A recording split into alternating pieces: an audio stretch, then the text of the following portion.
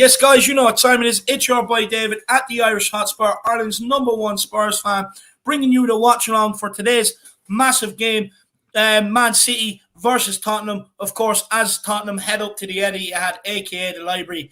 Of course, we are joined by co-host Jack Kanicki, and the starting lineup is running here across the bottom of your screen. It is Hugo Lloris in goals. Emerson Royal returns to the starting lineup at right wing back. With a back three of Romero, Davies, and guess who returns? Eric Van Dyer. He returns to the back three as well today after being out for so long with injury. And Session in at left wing back with Reguilon being that COVID complication. A midfield of Højbjerg and Bentancur, with Kulusevski maybe playing just a little bit in front of them, and Son and Kane up top. So, Jack, it is looking like we have gone for more or less a three-man midfield defensively. You would say a 3-5-2. Are you happy with that formation? And are you happy with the inclusion of Emerson, Session, Højbjerg, and Kulusevski all into the team and Dyer? A lot of changes.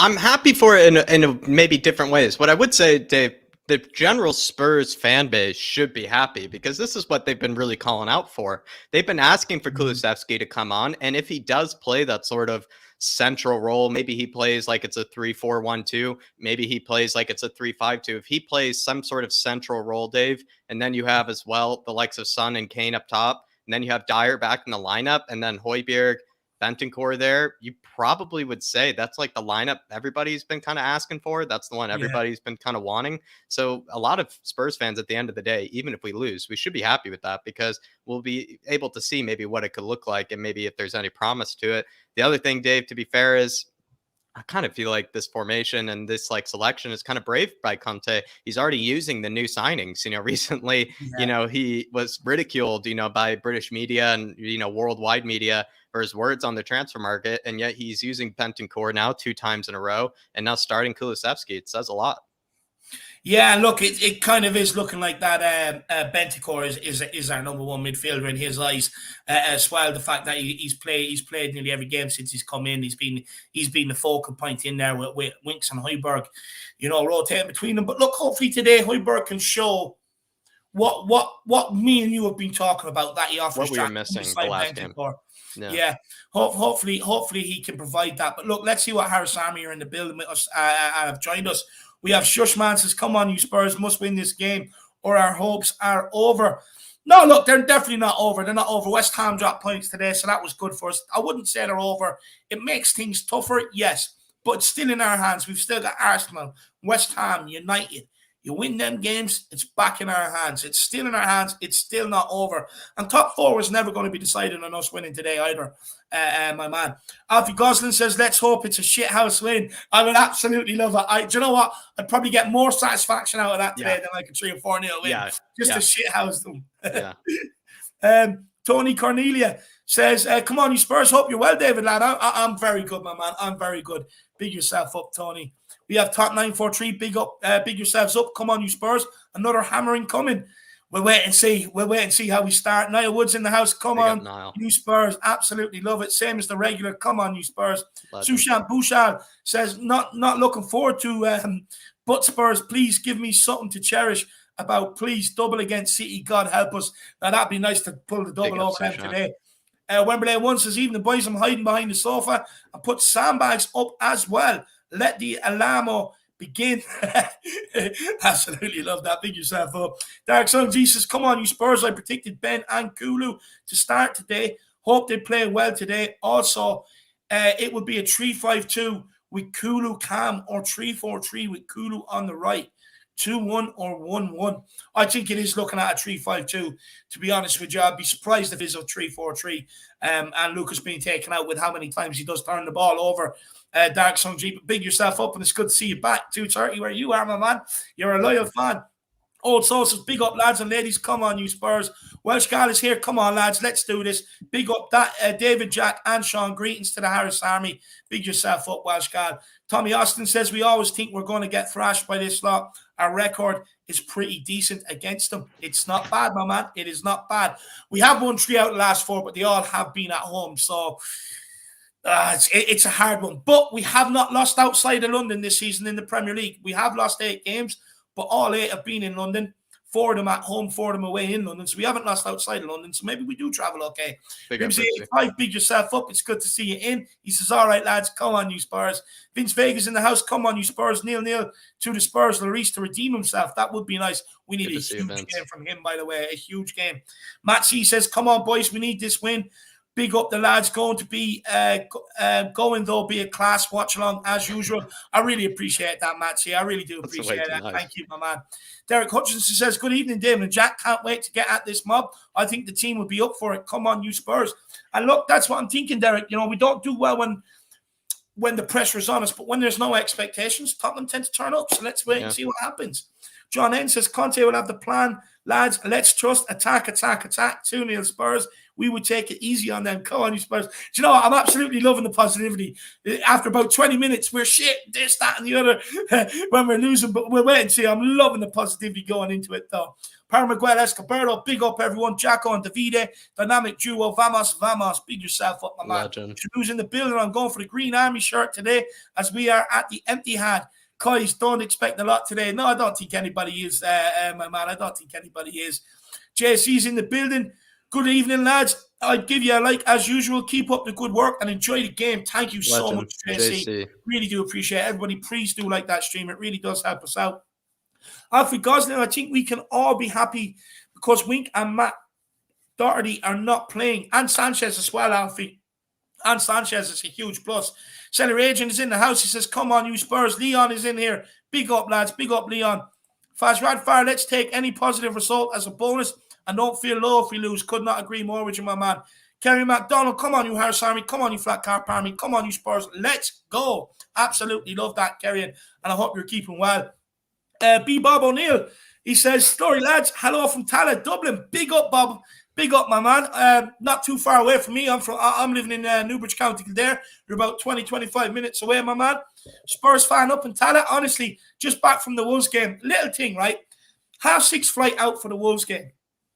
Every third person was a Spurs fan. Every third person had some sort of Spurs stuff on them. All heading to the game. There was one Wolves fan on that plane. Everyone else was Spurs fans. Every third person. I could not believe the amount of Irish traveling over for it. It was insane. Insane.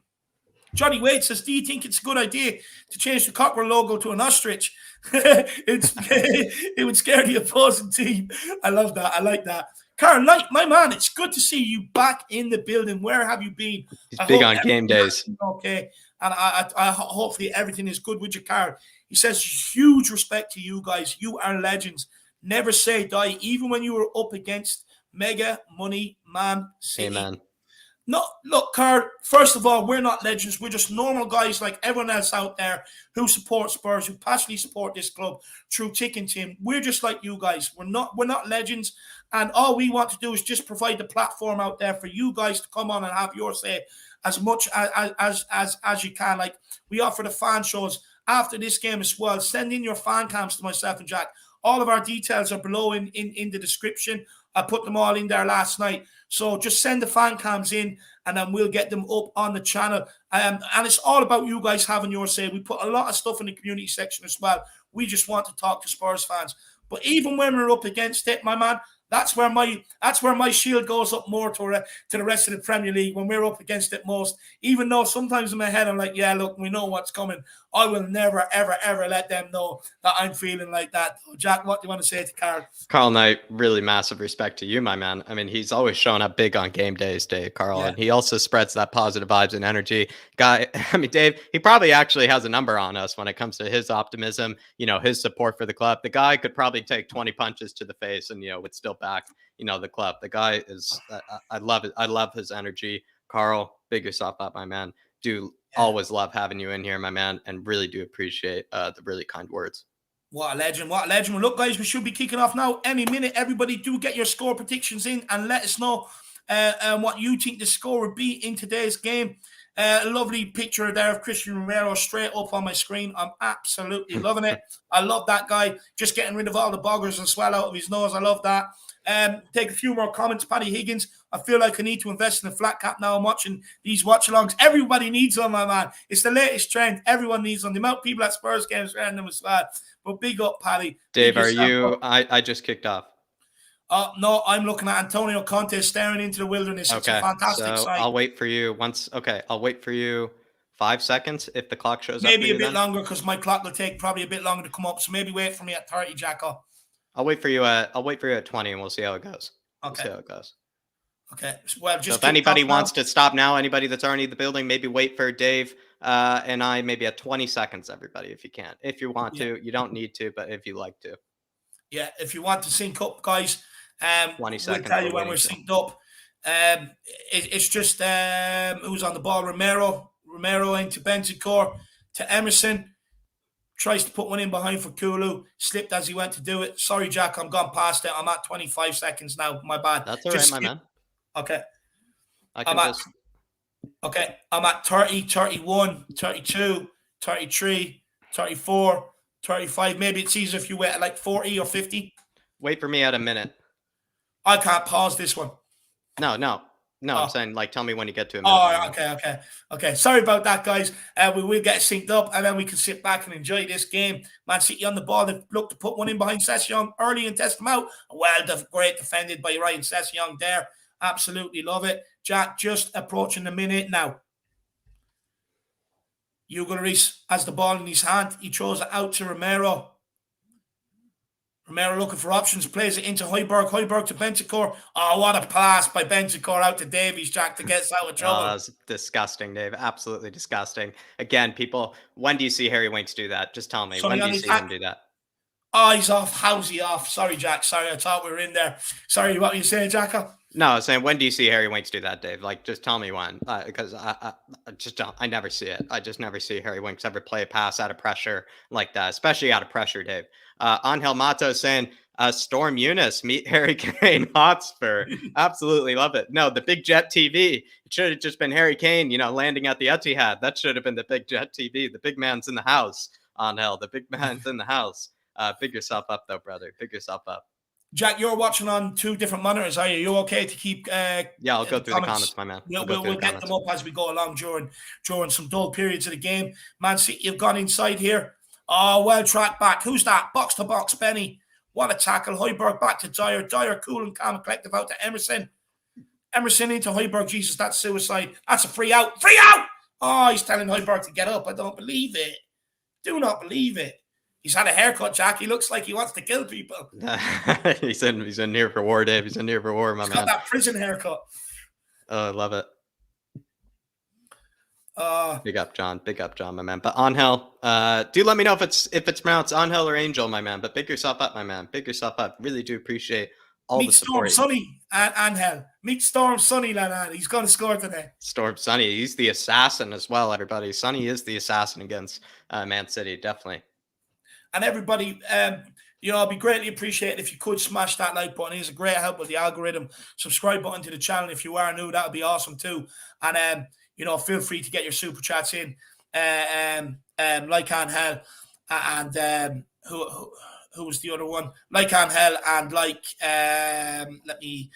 like Carl Knight. That was it. Like them two guys. It is a great way to support the channel. Man City are on the attack here. It's a ball in towards the back post.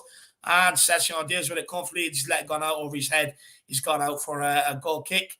Jack, what did you make of the start so far? We look just a bit tired. It's kind of hard to really get a sense of it, so far. I feel like, Dave, decent moments from Spurs. It seems like we're trying to hit them on the counter when we can. At the same time, though, not exactly sure, what there really is to, be drawn from it yet. Sometimes, Dave, I've said this before. Even sometimes I don't even like. Oh, Sonny's in behind. What play? We played out from the back from a goal kick. Sonny's in behind. He squares it. It's 1-0. Kulusevski on his. 1-0.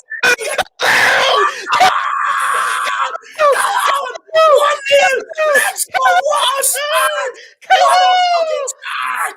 Kulusevski. What play? Hugo Lloris. So from our goal kick to Romero. Romero with a lovely float ball out to Ben Davies. Ben Davies gets on the ball, plays an unbelievable pass in the midfield to Harry Kane. And watch this ball around the corner by Harry Kane. First time, Son is way onside. Oh, what a ball by Harry Kane. Sonny is in. Sonny's running at the keeper. Emerson thinks he's going to put it through his legs. He squares it to Kulu to an open net. And Kulu taps home. 1-0 to Spurs. Come on! Oh, come on, boys. In the first Who said 5 we're up minutes as against well, it? Dave. In the first 5 minutes as well. Through the legs of Joao as well. Oh, we've got something to hang on to. That's all we could have asked for. And you know, City, when they've scored first, they've won every single game. The fact that we've scored first is huge here today. 5 minutes in, 4 minutes in, and it's Kulu. already Tottenham 1, Man City 0. Look, I knew we'd be up against it today, but I just kept that faith. I could feel something coming today. And it's 1-0 Tottenham to the good. Man City. It'll be interesting to see what Tottenham do now, whether they decide to sit back or not. The goal time is 3 minutes and 54 seconds, and it's Kulusevski. Jack, I'd say them Kulusevski haters that's been out the last little while. You know, some people maybe that because they want Levy out and all wouldn't recognise maybe that we did get in some decent players this window. Maybe eating their words. I don't know if I would draw it that far, Dave. Let's just relax, watch the game, Dave. Just kind of enjoy, the beauty of that beauty of Kulusevski, in front of him, Dave. He's just a work of art. And then Bentancur as well, Dave. Right after the ball is kicked, he's pressing up top with Harry Kane, and just saying, "Take me on" as well. I mean, I could tell that probably Bentancur, Dave, and maybe Højbjerg, they're probably just sharpening, maybe their boots before the game, just sharpening the cleats and whatnot.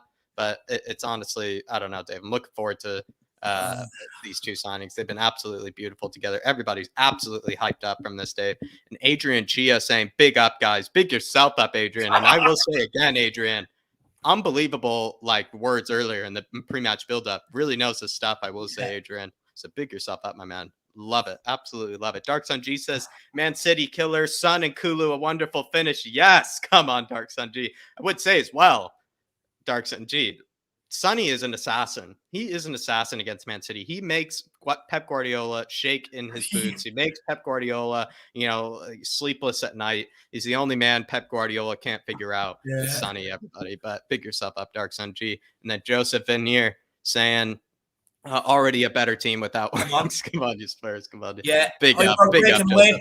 Højbjerg, he draws the foul. If we don't get this one, I swear. Oh my God, this referee doesn't want to give him. It was clever by Højbjerg, though, to be fair. He had nowhere to go, so he tried to draw a free kick. But look, Jack, that's the sort of shit housing we need. Oh, absolutely. If he keeps going down like that, and we do start getting them free kicks, City players get wound up. No, absolutely, Dave. Absolutely, Dave. Oh, what a start to this game. I can't believe this. 1-0 already. Come on. I mean, what time are you on, Dave? I accidentally. 7 minutes and 25 seconds. Tell me when you're on 7:43. Mine accidentally refreshed. Yeah, no worries, lad. No worries. It's De Bruyne on the ball. De Bruyne floats one in. Romero just done enough, and Hugo Lloris picks up the ball. Jack, I'm at 7:41, 42. Press play.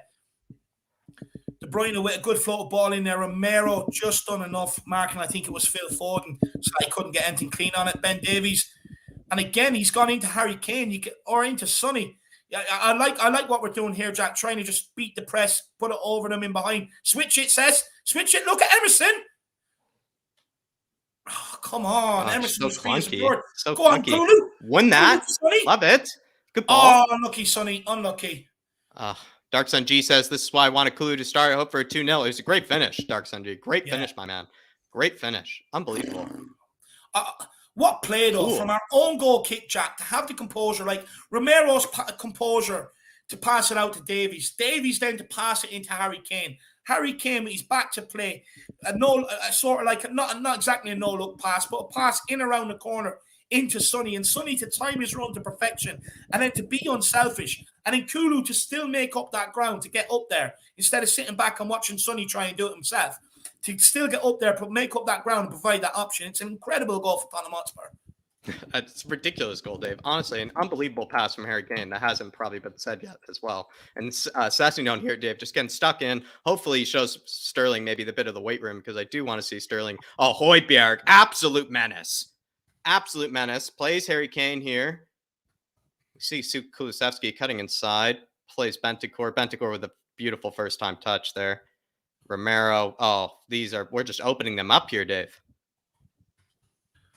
I'm just taking my notes for the post-match fan show, and we are Tottenham TV. Sorry. No, yeah.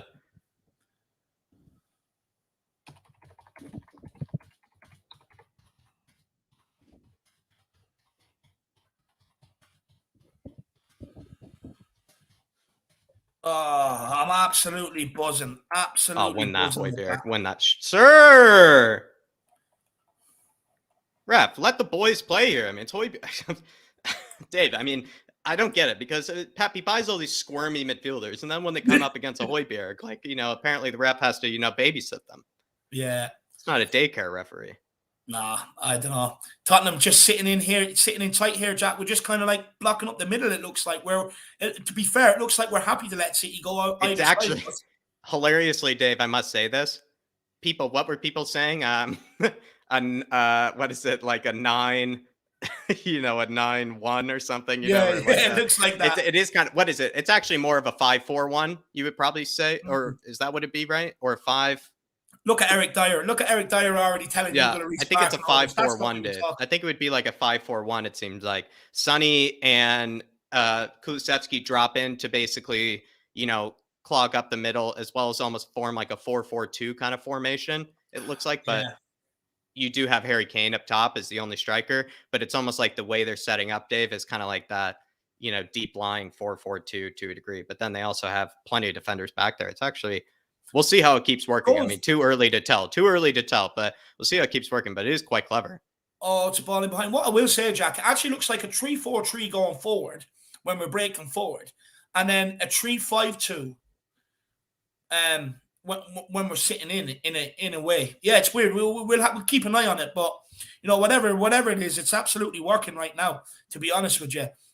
And already there a couple of seconds ago, you could see Eric Dyer, communicating with Hugo Lloris, telling them start getting the ball out, get it out to the side, and stuff like that. And that's what we've been missing: that leadership, that communication, people talking, not letting people get too comfy and stuff like that. And I like that. Højbjerg pressing up here. Now it's Jimmy, we're doing you a favor right now, my man. We're doing you a favor right now for Liverpool, my man. We're doing you a favor right now, my man. So, I feel like, Dave, this is a moment where all the Liverpool fans, they got to be behind Spurs today. They all are. Trust me, they all are. I know Matty's friend Shane Fleming. I think he was in here earlier. He was saying, "Come on, you Spurs." He wants us. Ref, don't even think about blowing that. Great tackle. Højbjerg into Kane. Kane puts one in behind for Kulu. It just doesn't. Not a great ball. Not a great ball, to be fair. And Kulu doesn't exactly have that electricity in these first few yards like Sonny. And Man City just gift us the ball straight back. Romero to Emerson. Emerson on the ball. Back to Romero. That's it, guys. Nice, cool, calm, and collective. Into Bentancur. Do you know what, Jack? Do you know what I do like? The fact that we can actually play the ball into midfield. To like a Bentancur, we can suck them in. And then Bentancur, first time, can just go left or right with it and kind of play us out of trouble. I'm absolutely... Oh, what play by Sonny. Nutmeg. Oh, disgusting, Sonny. Kane all the way out to Emerson. Oh, what a ping. Oh, what a ping. What 30 Emerson. Come on, Emerson. Come on. Oh, no, it's a good ball. Oh, Session. Should have probably took do much better with that. That was actually a good ball. Sonny's going mad. Sonny wanted that ball from Emerson, but Emerson was holding out for a run of Session. Good ball, though. It's better than what I thought he'd do. See, this is what Doherty doesn't provide us, Jack. Yeah, he's got to play Sonny there. As much as people do give out about the guy, you would not see that was Doherty a good ball to Sessignon. That was actually he was actually composed there. It's almost like Emerson didn't want to rush it. Yeah.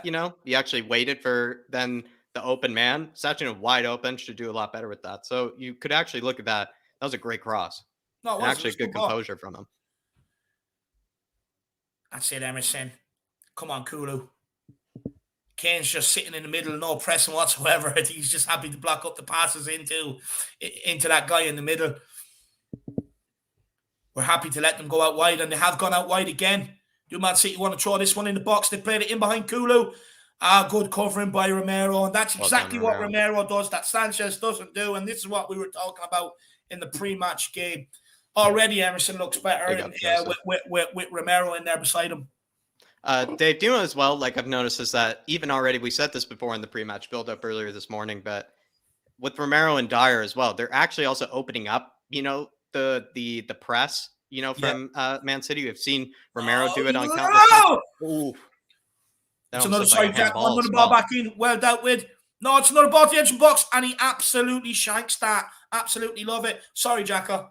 No. That was scary. It almost looked like handball there from Sonny, actually, at one stage as well. Yeah. Well, I mean, maybe the fact that I said it out loud means it won't happen, the fact, maybe because it was the elephant in the room kind of situation there, Dave.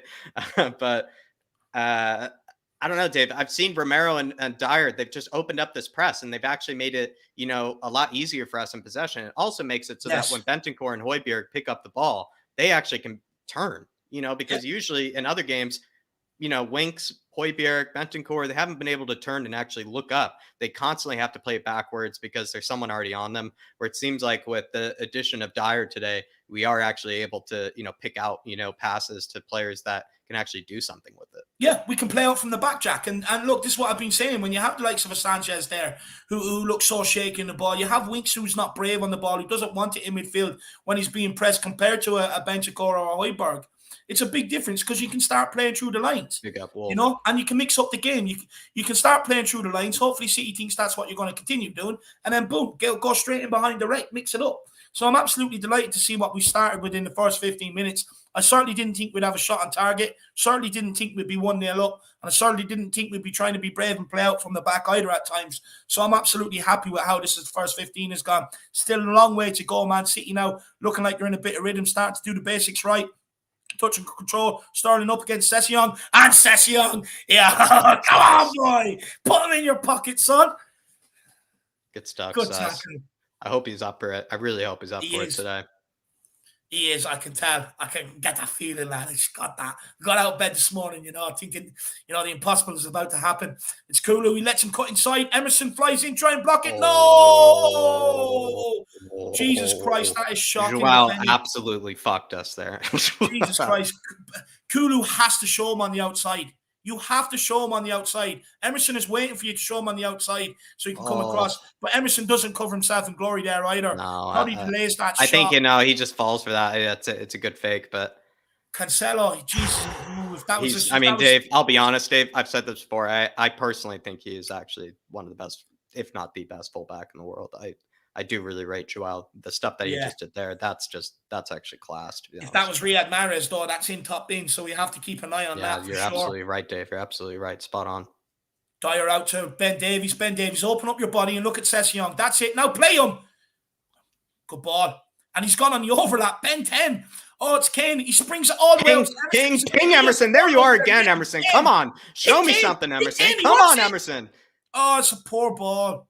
He's so free out there. Oh, that's 2 or 3 times. It's unbelievable. Yeah, he's so free. Bentancur, a bit of a heavy touch, but it's okay.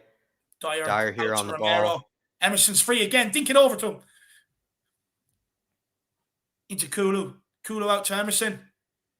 Emerson back to Romero. This is good stuff, boys. This is good stuff. Let's keep the football. Oh, Romero doesn't want to use. I'm loving these switches of play, Dave. Yeah. How many switches of play are we doing? It's unbelievable. It's actually it's crazy. Great not seeing that safe pass, isn't it? Just switch it out to Ben Davies where the space is. It's in behind for Sonny. Take him on, son. Go on, Sessegnon. Take him on. Back yourself, kid. Let's go. He looks for the 1-2. Kane wants to keep the possession. Give it back to Sonny. Jesus Christ, Ben. Into Kane. Look how free he is. Yeah, see him, Sonny. What's up, the tempo here? I was poor by Sonny. He has to be a bit quicker there. Yeah, you have to be quick on that City. You have to be. That was he didn't need to slow it down there. No reason. It's got to be slick passing, 1-2s, quick movement. Can't afford to do that because they will pick your pocket. We're just getting back into shape here. No real intentions of pressing the ball. It looks like I'd say their training sessions were boring during the week. Well, Dave, this is what Man City, right? It's such a fluid system, and there's no real designated striker, right? But they all make too easy. Cancelo's in. Right, what a save! You go. That is way too easy. He's offside. That'll do. Well done, lads. Joao is causing us a lot of problems here. Just want to say massive shout out, Wolf Mallor. Just good to see you in here, my man. Really good to see you in here. Dan Ann says, we're playing 5-3-2 out of possession. Sonny and Kulu dropping into the midfield and one of Benteker's or Højbjerg pushing up with Kane. Clever from Conte on this one. Dan Ann breaking it down here perfectly. Dan, we got to get you on here. Get you on the panel right now because I even said that at one stage, Dave, where Bentancur was pressing, with pressing on top with Kane, after we scored after kickoff. I mean, the man was absolutely, just seemed to have full confidence that, he had everybody behind him, backing him up. It does seem like, I don't think it's a 5-3-2 personally, Dan. Maybe it's a 5-3-2 where, one of the midfielders or somebody is pressing up top with Kane. That could actually make sense. You're actually maybe quite clever, Dan. But lots of times, it's looking like a 5-4-1. Lots of times it's looking like that, my man. But I do see where you're coming from, Dan. Very clever. Very clever. Not even clever from Conte. Clever from that you to defensive notice it. line there, Jack. There's about 10 of them back there. No, I was going to say though, Dave, but it's a very straight line at times. Yeah. I've noticed it's a very straight line, and it's For very once, it doesn't interesting. look like a line drawn by Stevie Wonder, Jack. No, and it seems like maybe they're all there for those sort of like balls in No, behind and these crosses here. But no, off the post. Come on, Jesus Christ. Now under a bit of pressure now, lads. Yeah. We're now under a bit of pressure. They seem to be getting really good chances now. Come on, we've got to eliminate that. Højbjerg does well to get the initial tackling. Maybe he could have been a bit stronger there. Yeah, he's got to be a bit stronger than that tackle. Only for Romero coming across, it kind of made Raheem or Gondwan go a bit wider with his shot. Yeah, Højbjerg's got to be a bit stronger there in that tackle. I know it's inside his own box. Oh, that's Kulu out of position. Emerson, don't show him on the inside. You got to show him on the outside, kid. Davies with the clearance. Harry Kane backing in, looking for a free kick, not given. City just recycling the possession. De Bruyne on the edge of the box. Bentancur closes him down. It's a look ball in behind for Sessegnon. Well read by Sessegnon, following that run of Kyle Walker. For a guy that's not an experienced left back, he could have easily been caught out ball watching there, and he wasn't. Good defending, well aware of Kyle Walker. And it's I think it's going for a City corner kick. Oh, it should be a City goal. That should be a Spurs goal kick. But they didn't. They've given the corner. It's to the edge of the box. They look like they're going to crack one. Oh! Joe Cancelo just missed again.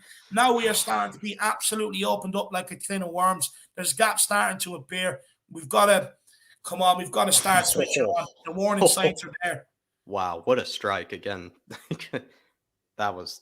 You can't even save that. There's no way Hugo even saves that. That's gone in the back of the net. It's also swerving away from him.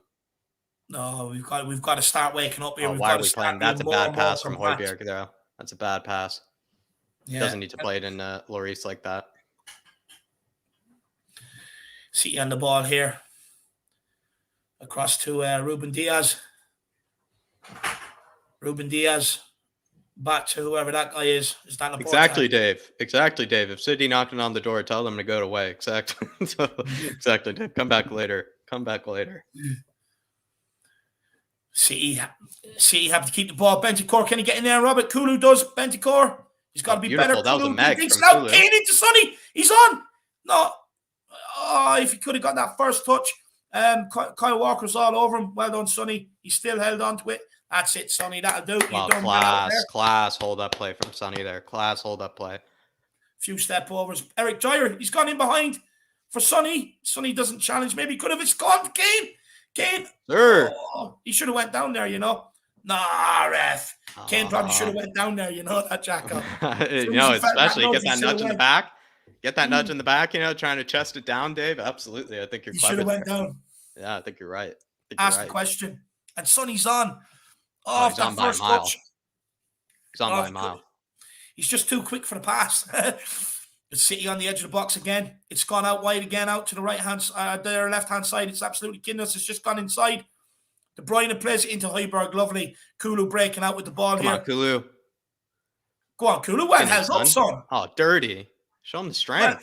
Kulu, come on. You got to be better than that. Better, Kulu. Win it back now. Højbjerg getting unlucky there. Romero's up, standing up. Raheem Sterling, he cuts inside. He's gone for the shot. What a block by Davies. What a block. All the way back to the centre, halfway. Love it, Ben Davies. City on the ball again. It's out to De Bruyne. He's looking for one of them sneaky balls in. Well dealt with into Hugo Lloris's hands. Scary. Come on, boys. Let's calm it down.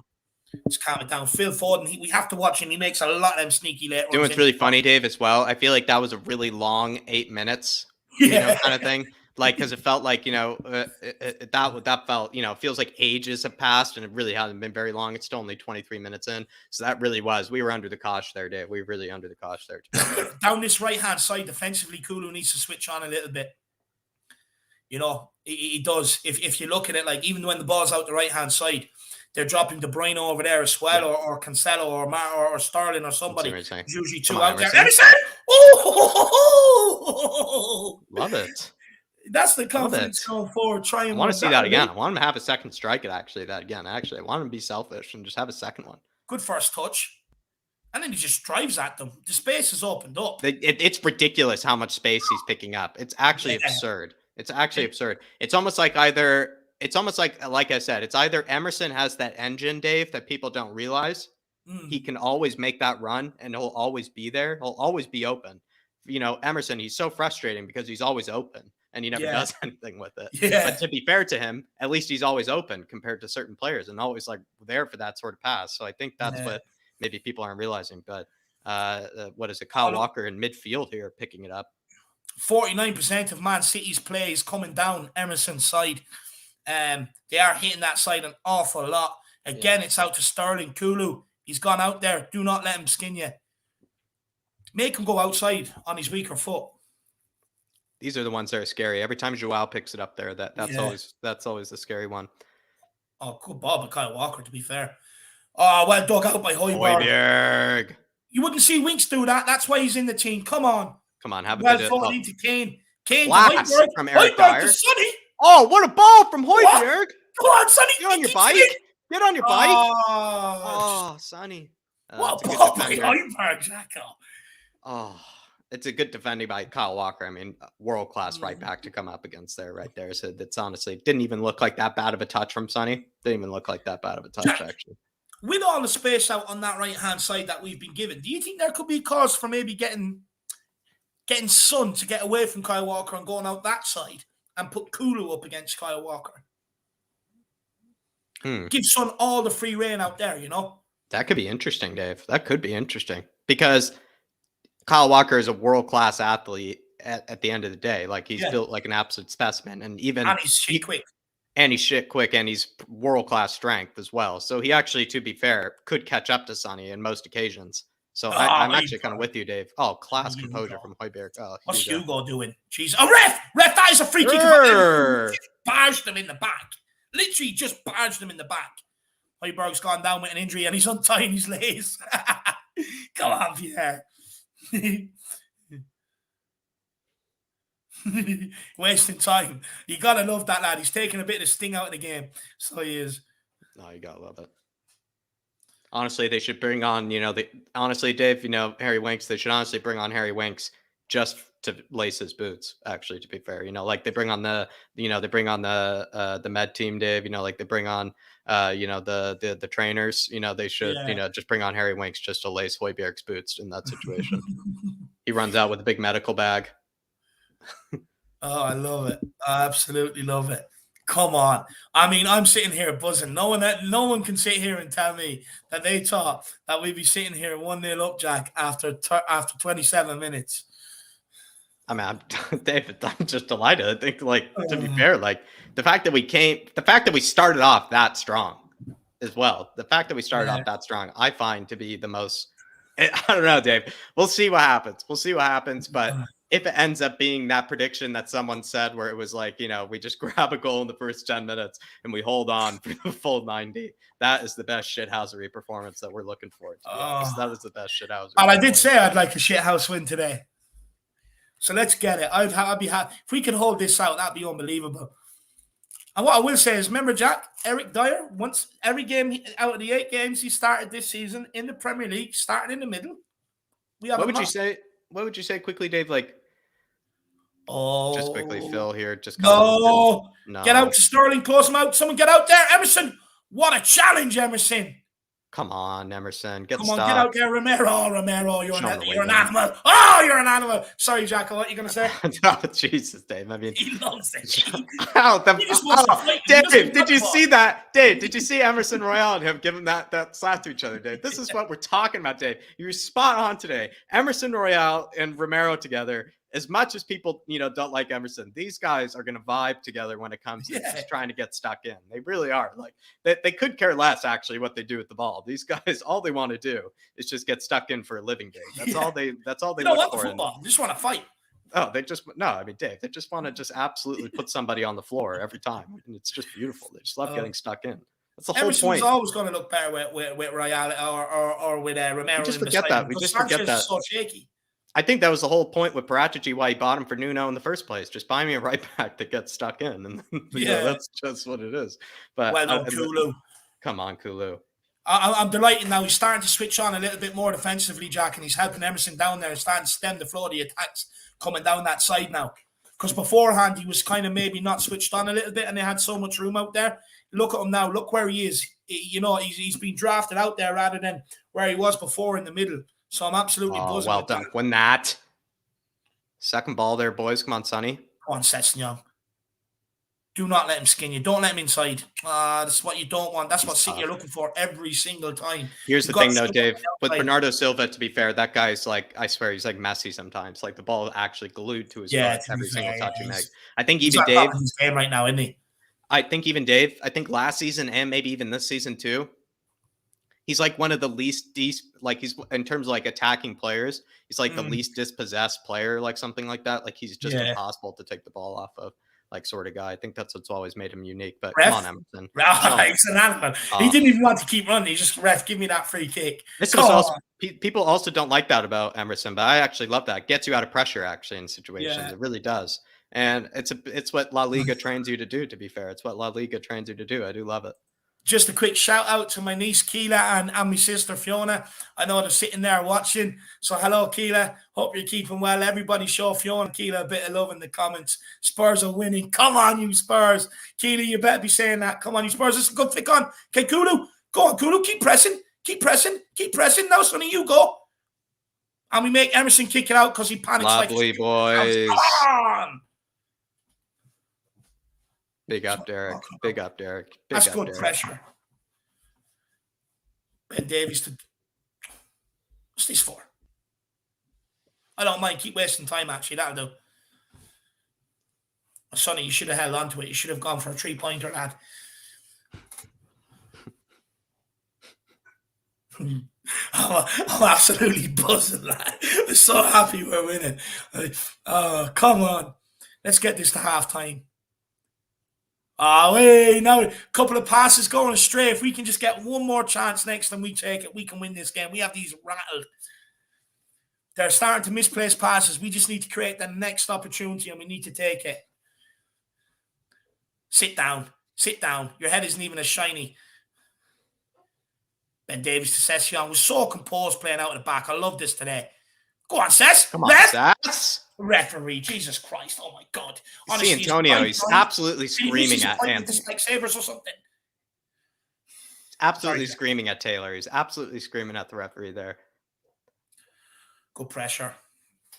It's good to see Conte battling there for the boys on the sideline as well. Oh, Conte be loving this. Look at him. He's at the edge of his 6-yard, telling exactly who to go, telling them exactly what to do. João Cancelo, he's having a stormer. To be fair to the guy. Good pressure. Keep him out wide. That'll do. Just keep him out there. It's a ball in behind. Oh, no. Eric Dyer, what are you doing? You got to go put your head to that. Oh, what's going on there? That's individual errors, Dave. Every single game. You've got to go and put your head to that, for fuck's sake. Dave, like, we talk about it for hours on that. Like, just individual errors. I didn't really see it clear. Up for me, at first glance, I'm going to watch it again, Dave, here probably. Look like Lloris, another bit of a bad moment there from Lloris. Bit of a howler. Yeah, but Emerson, I don't know, Dave. Like, you're still got to deal with this. I need to see the replay here. I do need to see the replay here, but individual mistakes, not even any. This isn't even dangerous. That's not even dangerous. That's not even dangerous, Dave. That's not even dangerous. This is just, again, this team just gives up goals like these where you're just doing so many things well, Dave. It's actually against the run of play. They had that good spell, Dave. They had that good 8 minutes against us where they had some good opportunities, but the last like 10 minutes, I would say, I don't know. Feels against. That's shocking by Hugo, Jack. That's absolutely shocking. That's all on Hugo. I thought Dyer could have done better to maybe go and help him out and put a head on it and clear it. Maybe he could have, but at the end of the day, it was straight into Hugo Lloris's arms. No, like he's down. He just got it. He has to catch that, Dave, and he has it, buried right in the stomach, Dave. He's got to have it buried, right there, just holding on to it for dear life. And he's just, I don't know, Dave. 2 games in a row with Hugo howlers. This is weird. I can't really remember a time like this, to be fair. That's shocking. That's shocking. Sad. I feel really all bad the good work we've done, it's undone by our own error. Look, don't get me wrong. The more they have the ball, the more pressure we're going to be under. Yeah, but Dave, those are not the ones, though. Those are not the ones. Those are the easier ones. The last 2 passes have been crap, and then that one was crap as well. Straight into his clutches. Just catch the fucking thing. Completely agree, Sue Smith. Completely agree. That's a howler. I'll be honest. Like, That is a I get howler. more. That is I shocking. feel like the more replays I'll see, like that's just a howler. And we were just speaking before the game that we need him to, have them mistakes out of him today. We need a fucking 10 out of 10 from him today. And he goes and does that. We've caught pretty well. And he does that. Session on the hurt. goal. Just don't want the boys' momentum to be hurt by this. I just really don't. Yeah. Because that's what happened last time as well with Wolves. It kind of felt like Dave. It really did. So just want the boys to actually learn from it this time. Really do. Oh, I need to get that out of my head as well. Shocking, man. That's absolutely shocking.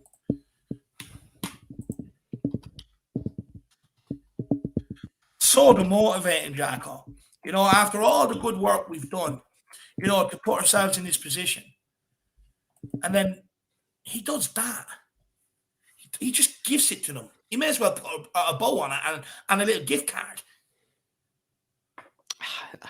I don't know, Dave. I just feel heartbroken for Hugo, to be fair. I just didn't think he would kind of have 2 howlers in a row, to be honest, Dave. If you ask captain, me. He shouldn't be. Yeah, he shouldn't be, to be honest. He should be leading. And I even said, Dave, Hugo's supposed to be one of those players like Harry Kane. Not maybe vocal, but not the most vocal. You know what I mean? And he's supposed to be one of those players like Harry Kane where he leads by example because he's world class. He leads by example because he's world class.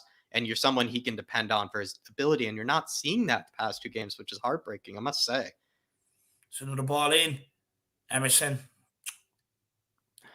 Someone get out and close that down. And it's gone wide. A shot from Man City on the edge. I actually don't think that's a bad clearance by Emerson. I think there's got to be someone there to pick that up. It's not even a bad clearance. He actually cleared it away from. No, he's done his job. Because Sterling was right there to pick. If he didn't know Sterling was right there, he probably would have cleared it to Sterling. But William Kelly here saying, keep the heads, don't concede another before halftime. William Kelly, we said this is still a free hit. It's just, I think if it was a nice, if it was like a Ziyech sort of banger here, but the boys maybe have a good chance here with Emerson and Kulusevski. Look how free Session is. Someone get it out. Yeah, someone's got to ping that. Someone. Højbjerg, got to look up.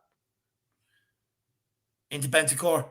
Bentancur back to Emerson. Looking to keep ball, maybe get on it a little bit. Romero out to Dyer. Dyer, open up your body. Let's get it out this left-hand side. Yeah, well done, Dyer. Take that touch. Cool it down, my man. Dyer! Dyer, Jesus! What a tackle by Bentancur. Oh! Class. No, Kevin, shut the fuck up, Kevin. Like, seriously.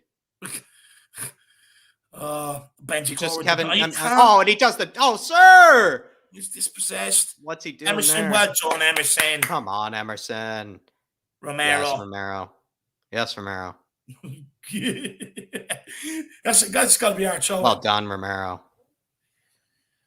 Look, 1-1 is still a good result. Don't get me wrong. It's still a good result. It's just, you just give them the goals like that. Come on, boys. On come on, get on. What is that? About time you put that whistle to your lips. Yeah, Jesus Christ. It's like I thought he forgot it at home for a while there, Dave. Also, that tattoo of Phil Foden is just ridiculous, I must say. I thought you were about to say the referee has a tattoo of Phil Foden. I don't know, Dave. Like I've said this before. Like I don't know what style is, UK versus USA, but Phil Foden, if he came over here, he looks like a fucking idiot. Like I hate to say it, like that style. The slashes. I don't know, Dave. He just looks like it looks like a. Oh, come on, 3-on-3. Kulu pass got to be better. Harry Kane. Come on, Harry, sir. Tackle. He got the ball. Go on, Højbjerg. You got him out. Pick up William Kelly, though, my man. And I completely agree. I don't think we would have been deflated if it was like an absolute worldie. If it was an absolute worldie or just a banger, I don't even think we would have really been that defeated about it. What work. Pick up William Kelly. Big up William Kelly, my man. Really appreciate it. I hope you're keeping well, brother. Hope you are keeping well, my man. Look, we just got to keep our heads. Exactly what William says. Get this into halftime. Let's see if we can nick one. Højbjerg on the ball. Starting to take command. So he slips as he passes it. Straight to Man City. And they give it straight back to Romero. Back to Højbjerg. Come on, Højbjerg turn. Come on. It's been a very sloppy game from both teams, to be fair. Yeah. I love it. Emerson, yell at him. I love it. Mm-hmm. Dyer. Come on, Dyer. Please, not again. Please, not again.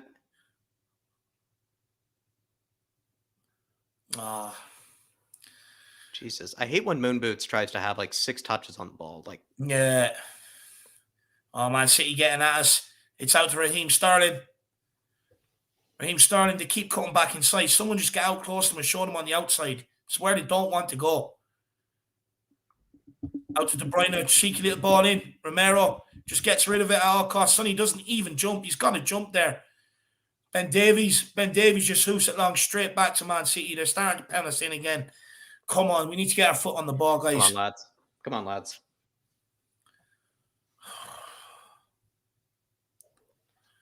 To be fair, if they withstand the pressure, even if we go through a lot of pressure, if they withstand it for the next 6 minutes, they can get a bit of confidence from that. Yeah. They can get a bit of confidence from that because they know that the goal we conceded is not really the defense's fault. For sure. Oh, good tackle, Kulu. Come on, Kulu. Get out there, though. Get out there. Someone close. Emerson shows him on the outside. That's good defending. Showing him backwards. This is what we're talking about. Out Højbjerg pressing Raheem. Come on, Højbjerg. Out to De Bruyne. De Bruyne happy to just go back to... Come on, boys. Come on, boys. It's across to Kyle Walker. What's he lining up? It's gone outside to Phil Foden. Bad touch by Phil Foden. He doesn't want to take Session because he knows he can't. Back to Walker. Come on, Session. Get out there.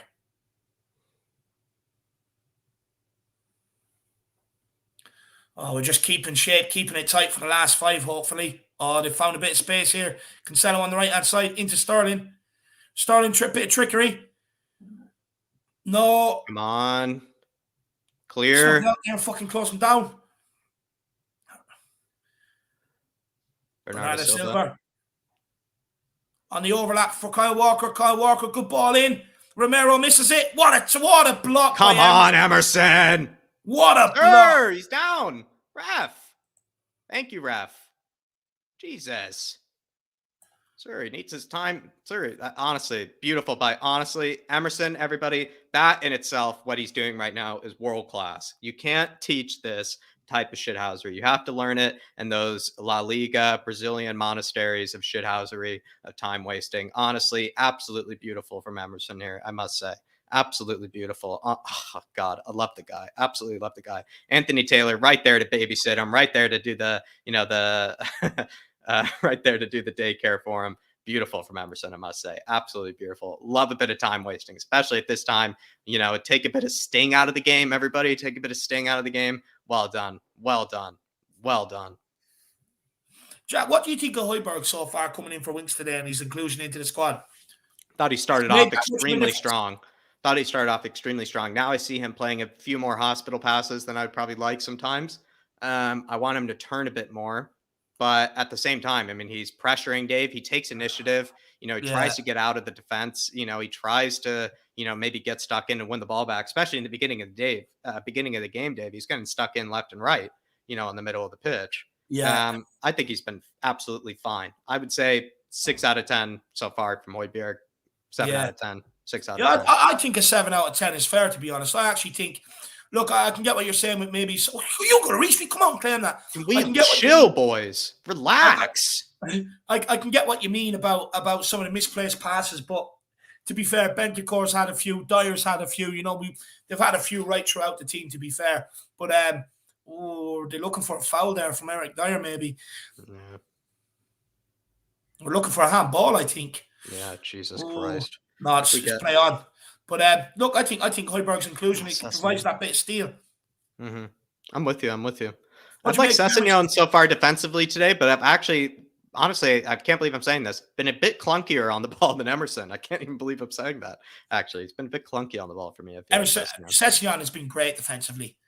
Defensively. They do not want to go down that left side whatsoever. They can't get down it. No.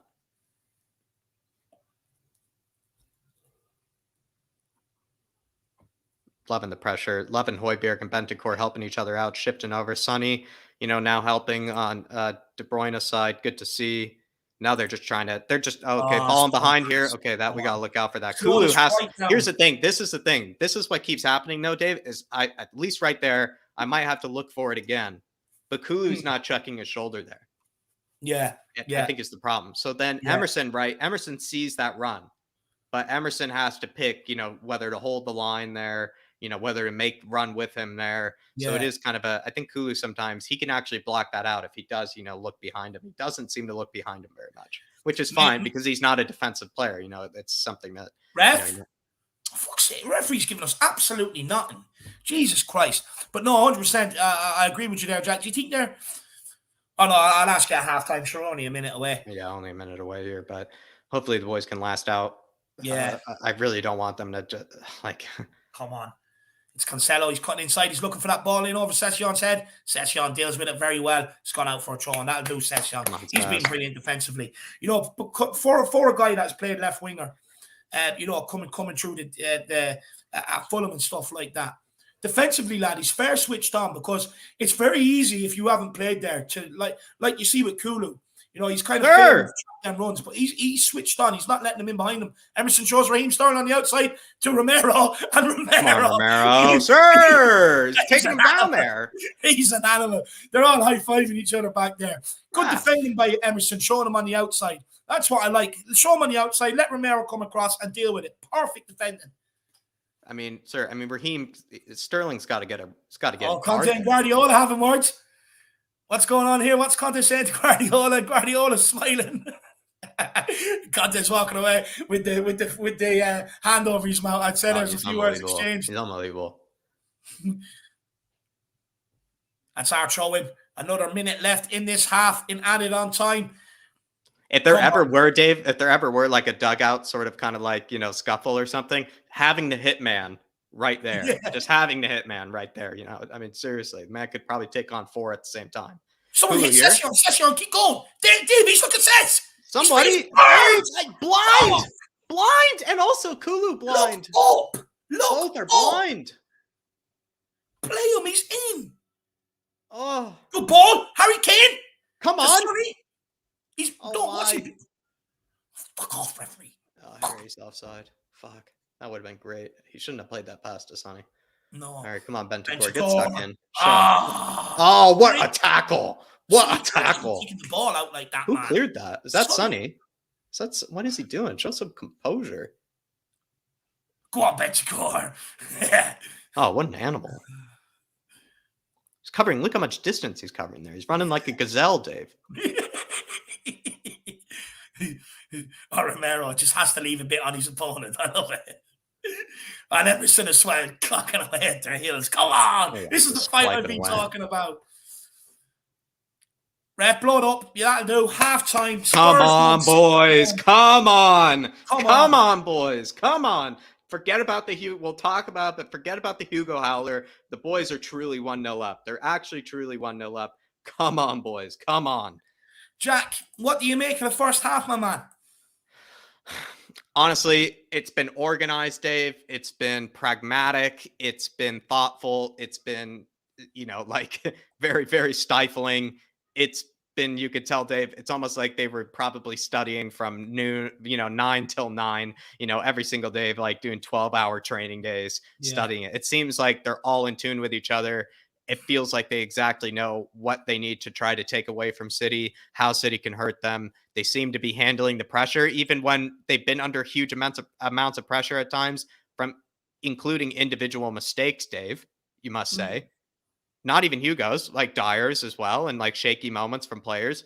It feels like they kind of kept their cool. It feels like they kind of kept their, their shit together. I hate to say it that way, but you know what I mean, Dave. And the fact that as well, like this is the best team basically in the world, Dave. This is like the best team in Europe. And the way that they're kind of keeping their cool here, keeping their composure, keeping their organization, remembering their instructions, remembering the fine details that I'm assuming Antonio has gone over with each of them in their positions. I'm actually quite proud of them, to be honest, Dave. That's what I would say. I'm proud. I'm actually proud of them. Yeah, I'm definitely proud of that first half. Look, Jack, we were up against it today going up here. We're talking about a Man City team who's won 14 out of the last 15. Don't very, very rarely concede first. And we've put them under that pressure. We got the early goal. We've dug in deep. Everyone's fighting for each other. I think our goal exudes class, Jack. From our own kick out, Hugo Lloris, calm and composed, playing out the back to Romero. Then Romero, rather than what we've seen with Sanchez, who would just go out the right-hand side and put it under pressure to Emerson, he switched the play over to Ben Davies. Ben Davies then, Harry Kane drops deep with Son going in behind, which was what we were saying earlier on before the game about Harry Kane being the decoy. Yeah. He gets the ball, round the corner pass, straight into Sonny. But what I loved about it is Sonny's unselfishness. Look, Ederson was waiting for Son to put it between his legs. Their defender was getting back, but Son, unselfish. But the ground that Kulu made up to make that option for Sonny, just to slide it in, great goal. And look, I get the Hugo mistake. There's no hiding away from it. It's an absolute shocker. It is an absolute shocker. It's three goals in 2 games now that is kind of this guy is giving away. But defensively, we have been good. I think we've been good at times. We've been under the cosh, but we've handled the pressure well. The way we're breaking forward at pace, I'm absolutely loving. And then sitting in deep at times, I'm absolutely delighted with how it's gone. Emerson coming back in, you can see what he provides now going forward with his team. Amount of space that guy's picking up over on the right-hand side. And he's done well defensively today.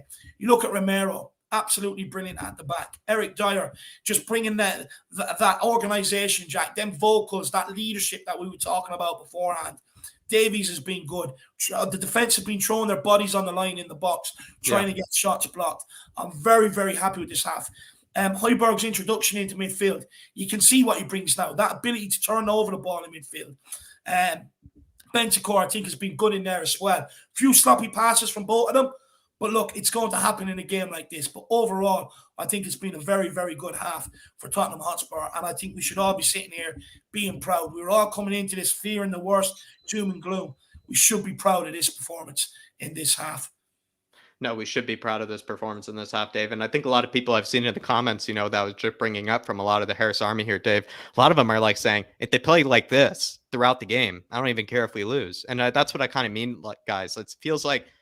I feel like, if anything, I'm just proud. I'm kind of just proud the way we're playing. I'm happy that they're taking Antonio's instructions, to heart. I'm happy that they're actually seemingly giving their all. I'm happy that it seems like they've done their homework on City. I'm happy that they seem to really be battling for each other. Don't see a lot of players really slacking off, Dave. Yeah. Don't really see a lot of players, trying to hide or anything like that. Just proud, because sometimes it feels like, as Spurs fans, Dave, we eventually start at certain low moments. We start asking for the simple basics. And I think they're certainly giving us that today, if not a bit more. So I would say just proud of the lads here.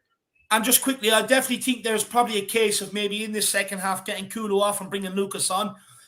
Look, I know Kulu scored a goal, and to be fair, he's actually done well. Some of his hold-up play has been good. Yeah. He's got in there, mixed up, and won a few tackles.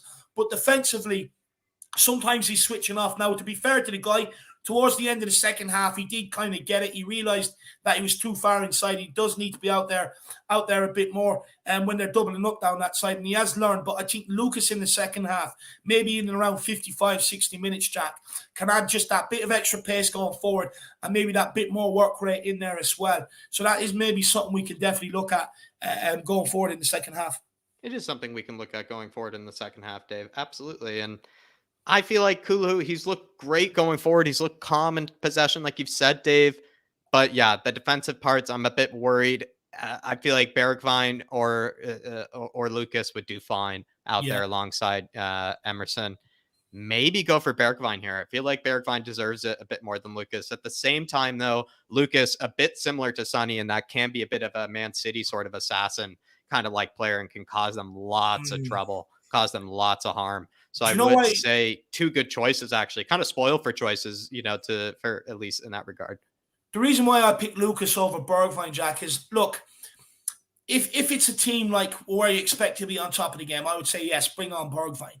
But because we're going to be sitting in the second half, the reason why I say Lucas is because I was saying before the game, 8 out of 14 goals that Man City have conceded in the league this season have been from turnovers and counter-attacks. And when you look at Lucas Moura, he has the highest turnover of any player in the Tottenham squad in the opposition's half and stuff like that. So that's why I would be more inclined to bring on Lucas. But I can definitely see why you would say Bergwijn, because to be fair, when he has come on, he has had good games. He was a match winner against Leicester. And you're probably right. He probably does deserve it. Very interesting to see what way Conte goes with this, though, Jack.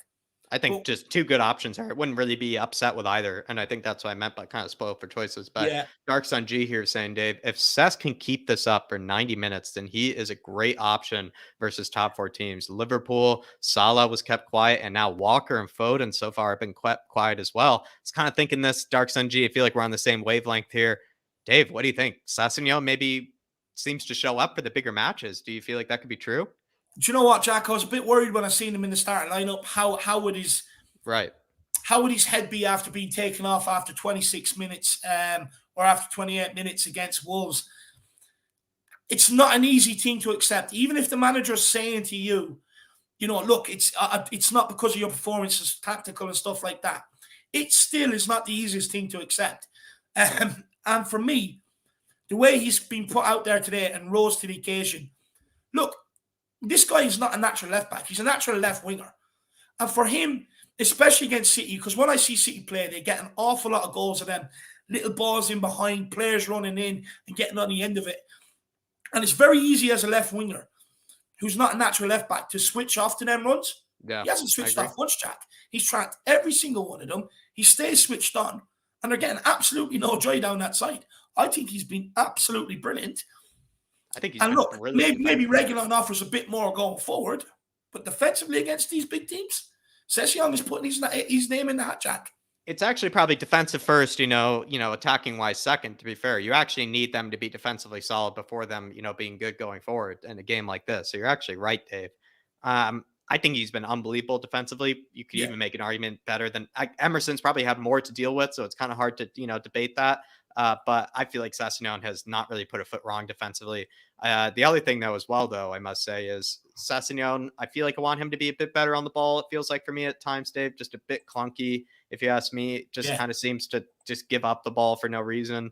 Whereas maybe Emerson is just picking up the ball with tons of space. So that's kind of the difference. Is if Emerson were in those situations, he'd probably give up the ball too, you'd probably say. But I don't know. That's the only criticism I can have of Sessegnon. But like you said, unbelievable defensively. And Dark Sun G, maybe better for the bigger games. I totally could see that. William Kelly saying, Dave, just quickly, I just want to add one thing on just while we were talking about Sessegnon and Emerson. The amount of space they are finding out on them wings.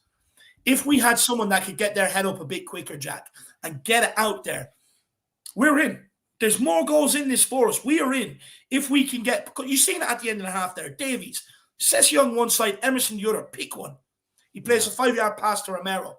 If we can get someone in there to get their head up and play them passes, we will find another goal there. Yeah, I think most players are trying to find those passes. Harry Kane's been picking it out time and time again. We've seen Bentancur try to pick it out as well. Also see Romero and Dyer try to switch play a lot, especially Romero continues to switch play really well, especially over to Ben Davies. But Ben Davies, I would say, in terms of on the ball, has probably been the worst, I would say, of our three center backs. Doesn't seem to want to play anything forward. And also there was that one moment, Dave, the blinders that he had right there was just absurd. But I don't know. We'll move on though with William Kelly saying, I would take the point now, guys. Definitely. I mean, absolutely take the point now. Absolutely take it. I mean, seriously, Dave, if they continue this sort of effort, this sort of, steel, this sort of organization, this sort of camaraderie, even if we lose, I think we could still be a bit proud. But Jack, it's what we've been coming to say though. And I know people are sick of hearing it. And I don't want to keep repeating myself and saying, we said this, we said that. But when you take out a Sanchez and a Harry Winks, and you put in players who hold themselves accountable, look at the difference. Look at the difference on the ball. Look at the difference off the ball. Look how much stronger we look. Of course you can be proud when you've everyone in there pulling the right direction. Yeah. Of course you're going to see a much better improved Spurs performance. Although compared to Southampton and Wolves, we just didn't have our best 11 available. Now we have more or less our best 11 available. And look at the massive difference it's shown us. With Winks and Sanchez in there, I get people like them, but they just cause us way too much problems. They're not brave enough. They make everybody else nervous around them. Look how much better Emerson looks today with Romero in beside him. When Romero's doing what Sanchez should have been doing, coming across, sweeping up, doubling up and stuff like that. And this is what I've been saying all along. People can question Conte's tactics. People can keep looking at Conte. But when you don't have your best 11 available and you're having to play these players, you're seeing what we've seen over the last couple of weeks. But when you bring these players all in and they're all in the same team, we look so much better. We're sitting out there competing with Man City. Well, it's just crazy, Dave. Something to be proud of for sure. Definitely I have to be proud of. Especially off the back of three off the bounce of losses. Really, wow, well said there, Dave. Honestly, a bit of a mic drop there. Jordan Stevens saying, I'd say good performance, lads, so far. Just one question. Has Lloris lubed his gloves up? I feel really bad for Hugo, Jordan. I feel really bad. It's just, I don't know, Dave. Am I crazy? Don't remember like a time like this in my time with Hugo where he's had like 2 games in a row with kind of some howlers.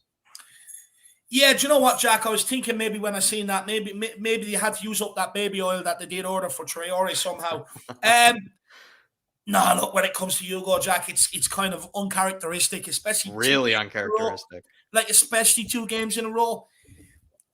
But to be fair to him, he's had a good season. He has been fairly consistent this season. But, you know, he's captain. These are bad as a mistakes, captain, you though. can't be making them mistakes in games like this, especially when you're 1-0 up. Everyone else on the outside, outfield are doing their jobs. It's a simple ball in.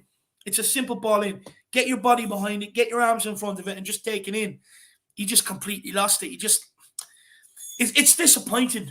But hopefully, hopefully, if the game does go on and City do get more and more chances and we do get pinned more and more back in our half, hopefully then, Jack, he can maybe make up for that mistake and maybe put in a few worldy saves to kind of claw that back. It's disappointing, especially from your captain. Your captain in these games is someone you should be looking at that you can depend on, you can rely on, that are not going to make these mistakes. But I'm not going to get on Hugo's back too much either. He's been a fucking brilliant servant to this club.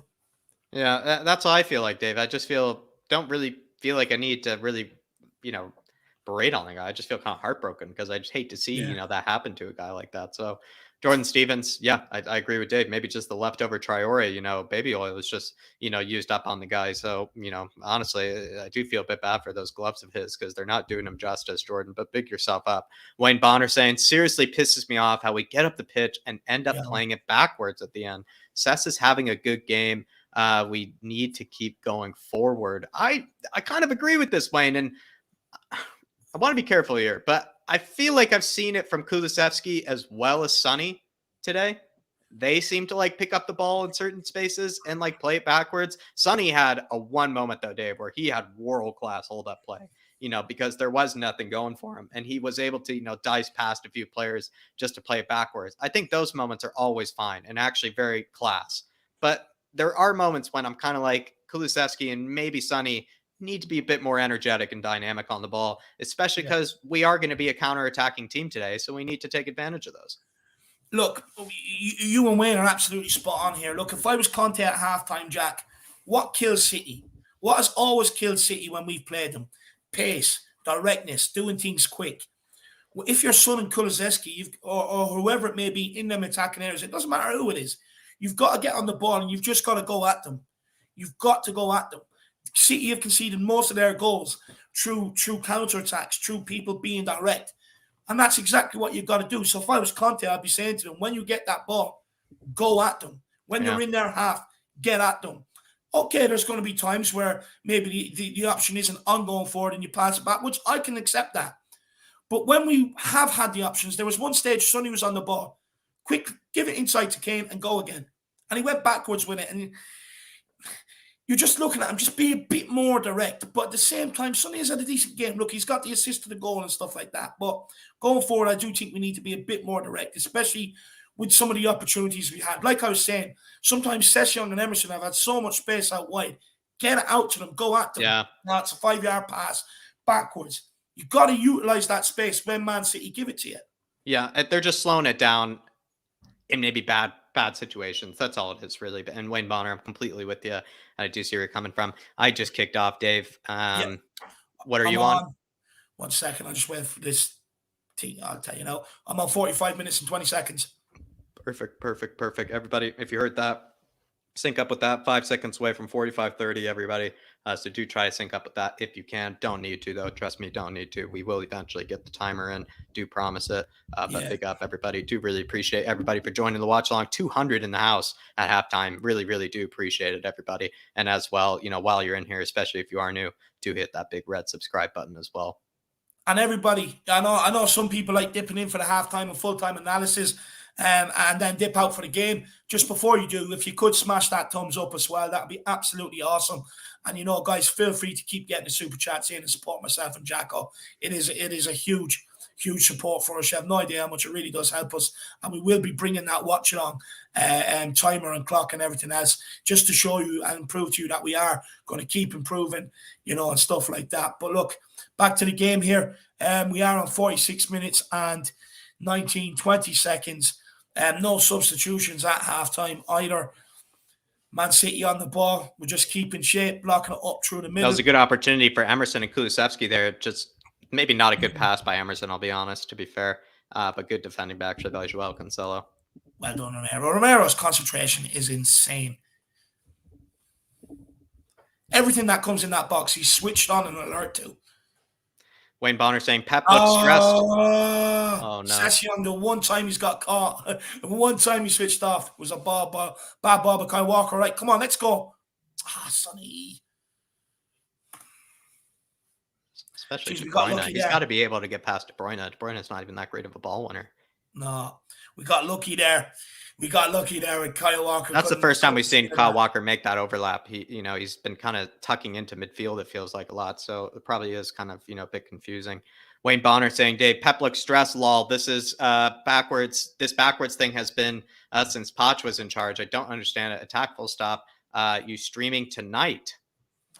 No, Wayne. So after this, I'll be going over and hosting the pre-match or the post-match fan show for We Are Tottenham TV, because their studio's in use and they have no one to do it because they're at the game. So, they helped me out with tickets last weekend. So I said, I'd step up and do it for them. So by the time I finish that, you're talking about 10, half 10. And I've been on the go since half 1 today. So I don't think we'll be doing that tonight. But we will be up tomorrow and we will do a player ratings earlier on in the day on the Sunday. Get the player ratings up there tomorrow. And then tomorrow night, we're doing a quiz on Spurs related at 7. So a bit of a fun day tomorrow, especially if the result goes the right way, the player ratings and then the thing. But no, after this match today, there's nothing on tonight, Wayno. All right, there you are, Wayno. To be honest, player ratings tomorrow, I'm really looking forward to, Wayne, especially if we continue more of the same here. So do stay tuned for that. And then do head on over to the We Are Tottenham TV to catch more of Dave over there. And Pep does look stressed, my man. I mean, he really sincerely does. I mean, he's looking, for the Amazon cameras, making sure they're not catching all the sweat on his brow, my man. But big yourself up, Wayne. Do big yourself up, brother. No, big up, Wayno.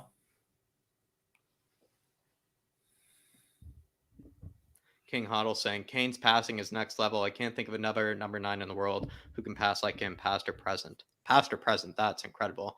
I mean, in present, absolutely. There is no number 9 who can pass like Harry Kane. Present, that's absolutely certain.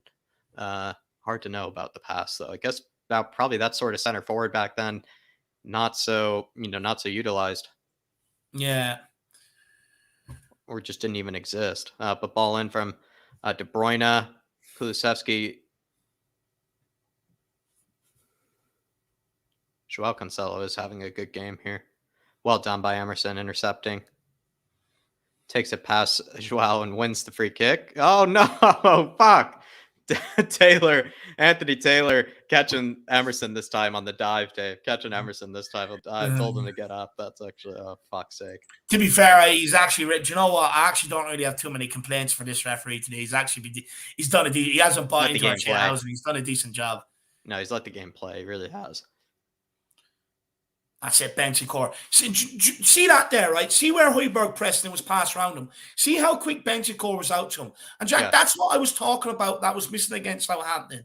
That was missing against Wolves, where Harry Winks usually drops off. And then that's how they end up getting that space on the edge of our box. But when you see Højbjerg go like that and you see Bentancur goes like that, they don't have that time to play around there. Yeah. I completely agree, Dave. And to be honest, it's just the fact that they can be accountable for each other. Simple as that. Not even as in depth as what you were saying, Dave. Just the fact that they can be accountable for each other. They see one get stepped out, or they see one gets beat. The other one helps out that. The Skippy does it all the time. He sees Højbjerg gets beat. He's in there just to win it back, for Højbjerg to help him out. Bentancur is doing a bit of the same here. But that's what we miss when Harry Winks is in there, Hopefully now, just off that piece, people can understand what I'm talking about when I say that, because I'm not sure people understand me sometimes, Big up, Steve D. Big up, Steve D. A lot of great comments, my man.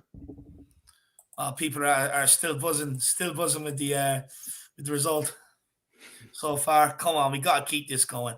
I have to say, I'm very happy with how today has gone so far. Let's just hold it out now. Let's get this result. I'll take the 1-1. How many times is this Anthony Taylor not going to let this corner kick be taken? He keeps calling. No, this is the second pair he's called over. First, it was Bernardo Silva and Eric Dyer. Now it's Hugo Lloris and Gundogan. I mean, ref, if you're not happy with what City's doing here, then just take away the corner for them. Just give us the free kick then, ref. I mean, just... Eric Dyer shithousing. Go win this. No! You can't let them win the ball like that at the near post. Oh. Get away with that one, Sonny. Get up there. Well done. Good try, Sonny. Eric Dyer. Come on, get out, Ben Davies. No social distancing. Right, why social distancing? Session, don't bring him down. Don't bring him down. Well done. Let's go, Kulu. Let's break. Get out. Slide, Kulu. That'll do.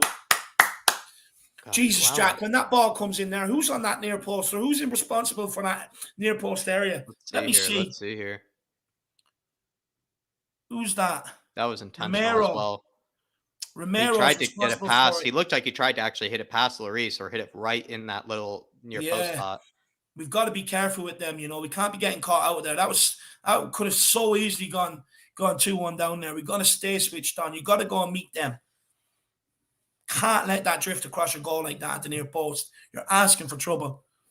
They are asking for trouble. Session getting out nice and high. That'll do. Man City rotating across the back line. Bentancur is asking for the team to get up a little bit. Romero! Send him down. I love the kid. Do you know what? I just love the way he has to leave something on the player. I love that about him. If he thinks Gundogan's getting a pass off there, you're surely mistaken. Two players looking at the guy in the middle. Romero just comes clattering through. I love it. Emerson. Sterling out wide. Kulu pressing. Bentancur's out there. Emerson. Sterling on the ball. Sterling's looking for a pass and he's going backwards again. That's it. That'll do. Keep blocking up the spaces. We need to try and get our foot on the ball as well, though, early this half.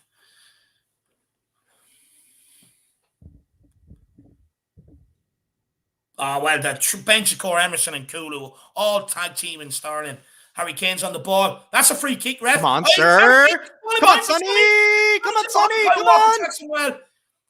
Well, he's outnumbered. He has a strike. Oh, unlucky. That'll do. Good attack and play. What hold-up play by Harry Kane. Oh, my God. He was all over him. Give him a saddle. And Sonny, if it was anybody else but Kyle Walker tracking him, he was through there. Oh, God. The Kyle Walker. It's just so annoying, that recovery pace. It really is. Anyone else but Kyle Walker, Son had them smoked for pace.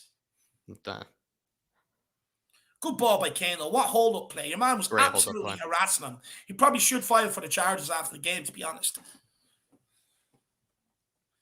Starting to think these are one of the times when I might, get Lucas warmed up or Bergwijn warmed up here. Yeah, for sure. We have look at the overload out on this side. Come on, we have to shift across quicker. Shift. Well done, Romero. No, not De Bruyne. De Bruyne to Sterling. Oh, shit. Oh, come on. Jack, clear. We have to shift across quicker there. We can see that happening. You can see the overload. 3 over this side. You got to shift quicker. Come on, get switched on this half. Kulu. Well done, Kulu. Bentancur. Bentancur class. Come on, Ben. That is poor. You got to be better on the ball. It's a ball in behind. Way. Come on, boys. Come on, boys. Come on, you Spurs. Oh, this is going to be a nervy second half. I'm more nervous this half than what I was in the first half. Yeah, I think that's what's maybe makes this. I don't know, Dave. I'm continuing to keep the mindset that they really don't deserve to be 1-0 down, No. And so I just kind of think I'm still kind of keeping, the mentality as if, we're kind of 1-0 up, at least based on, the performance and the merit. And so I'm kind of very proud of them so far. I'm with you, though. Like, it is far more nerve-wracking considering that we're actually level with them. If we were 1-0 up, I wouldn't actually be as nervous. Yeah. Well, fucking just looking at Sonny's opportunity there. Kulusevski slowed down when Sonny got on the ball. Maybe he could have done more to maybe get up there and give him another option. Well done, Sonny. But in fairness, he did do Oh, well. To keep the ball Højbjerg. out. Højbjerg, you got to relax there, Højbjerg. Got to What, chill. Kane? Come on. Harry? That'll do. Well done, Harry. That's 2 sloppy passes by Bentancur and Højbjerg at the start of this half. You've got to be better. Especially Højbjerg there. She's going to show a bit more composure. Wait, that's gone out. That's gone out. Thank you. We'll have that. Thank you.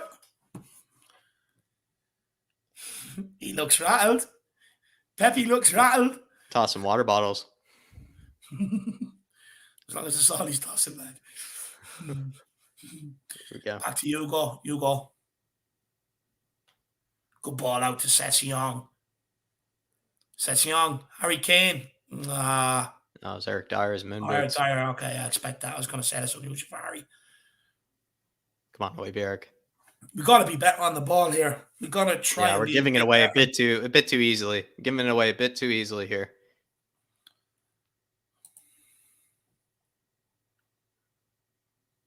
Well done, Davies. Come on, Højbjerg. Kane on the ball. Well done, Great Sonny. time. Play Kulu. Oh, he's just a bit too late. Just a bit too late. Oh, unlucky. Good run by Kulu, though. Yeah, great run. I think it's about time you start getting that substitution ready, though. I think you got to get Bergwijn and Lucas. Like I said, I really, I see benefits in both.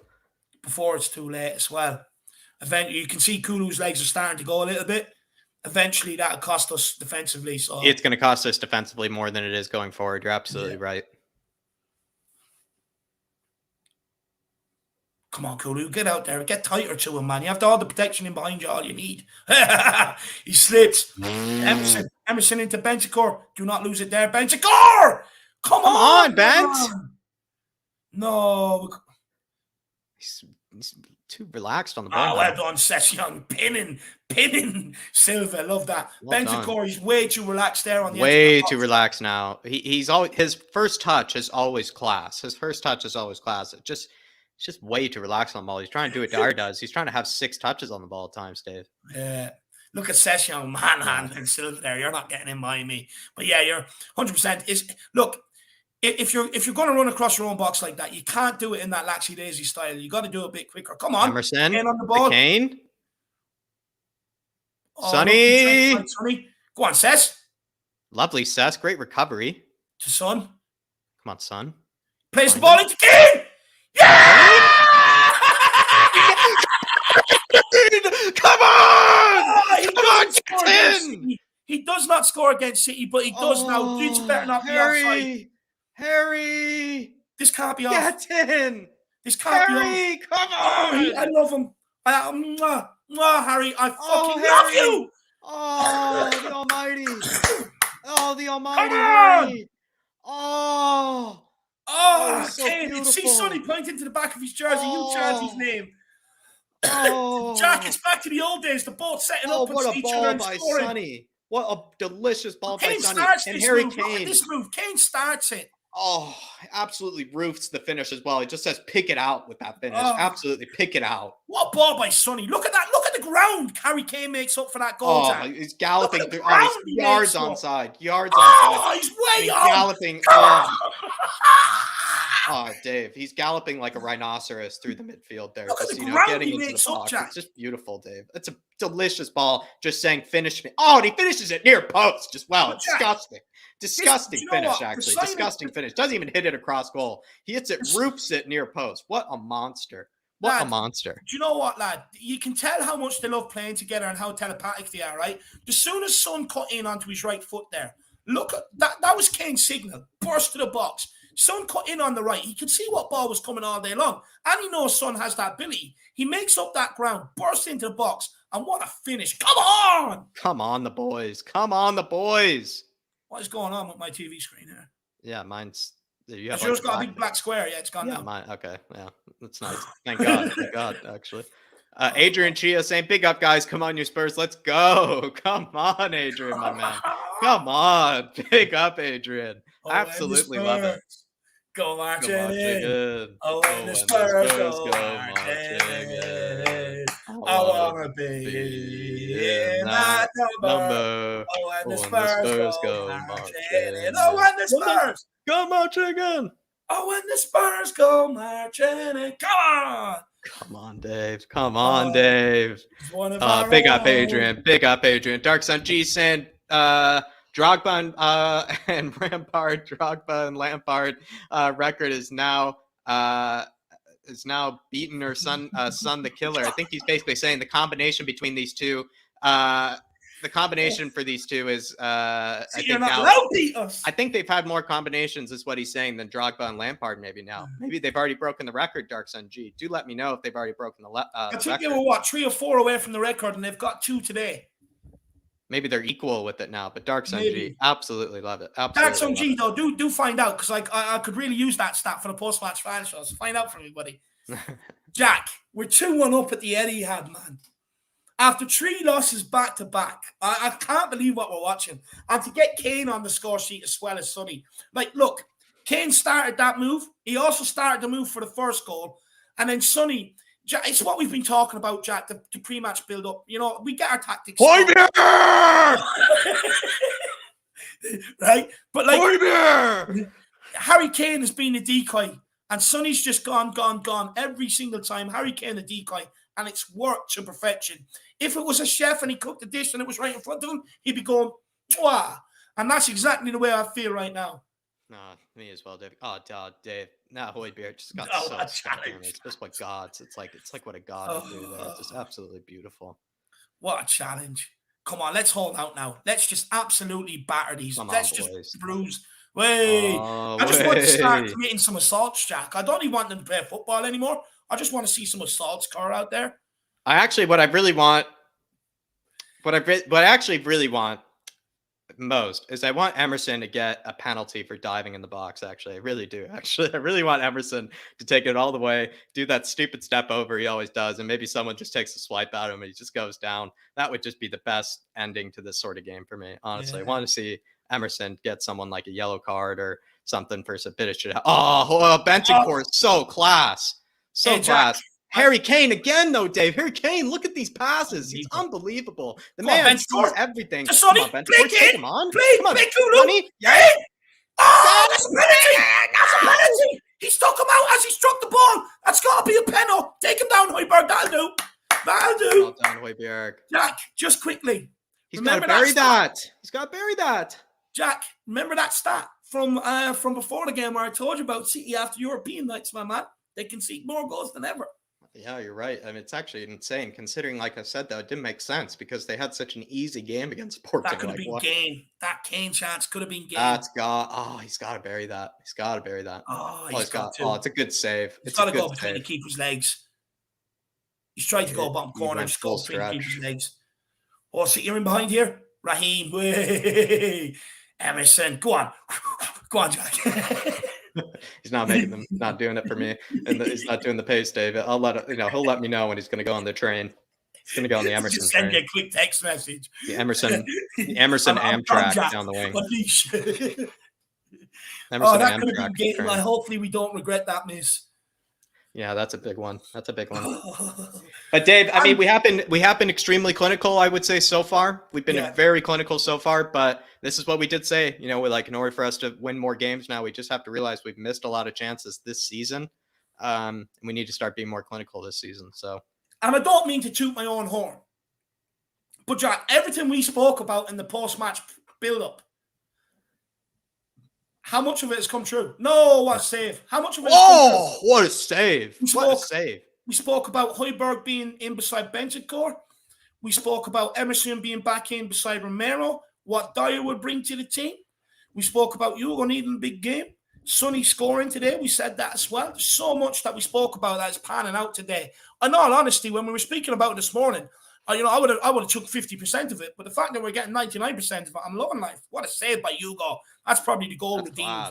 That's the human cat that I'm talking about, Dave. That's the human cat right there, reaching for that tennis ball, in the rim. Absolutely beautiful to see. Darkson G saying it's tied with 36, Dave, for what I know. One more needed. That could have been it. Was that a pass from Sonny? Yeah. Harry, he's got to bury that then. You got to bury that, Harry. Break the record, my man.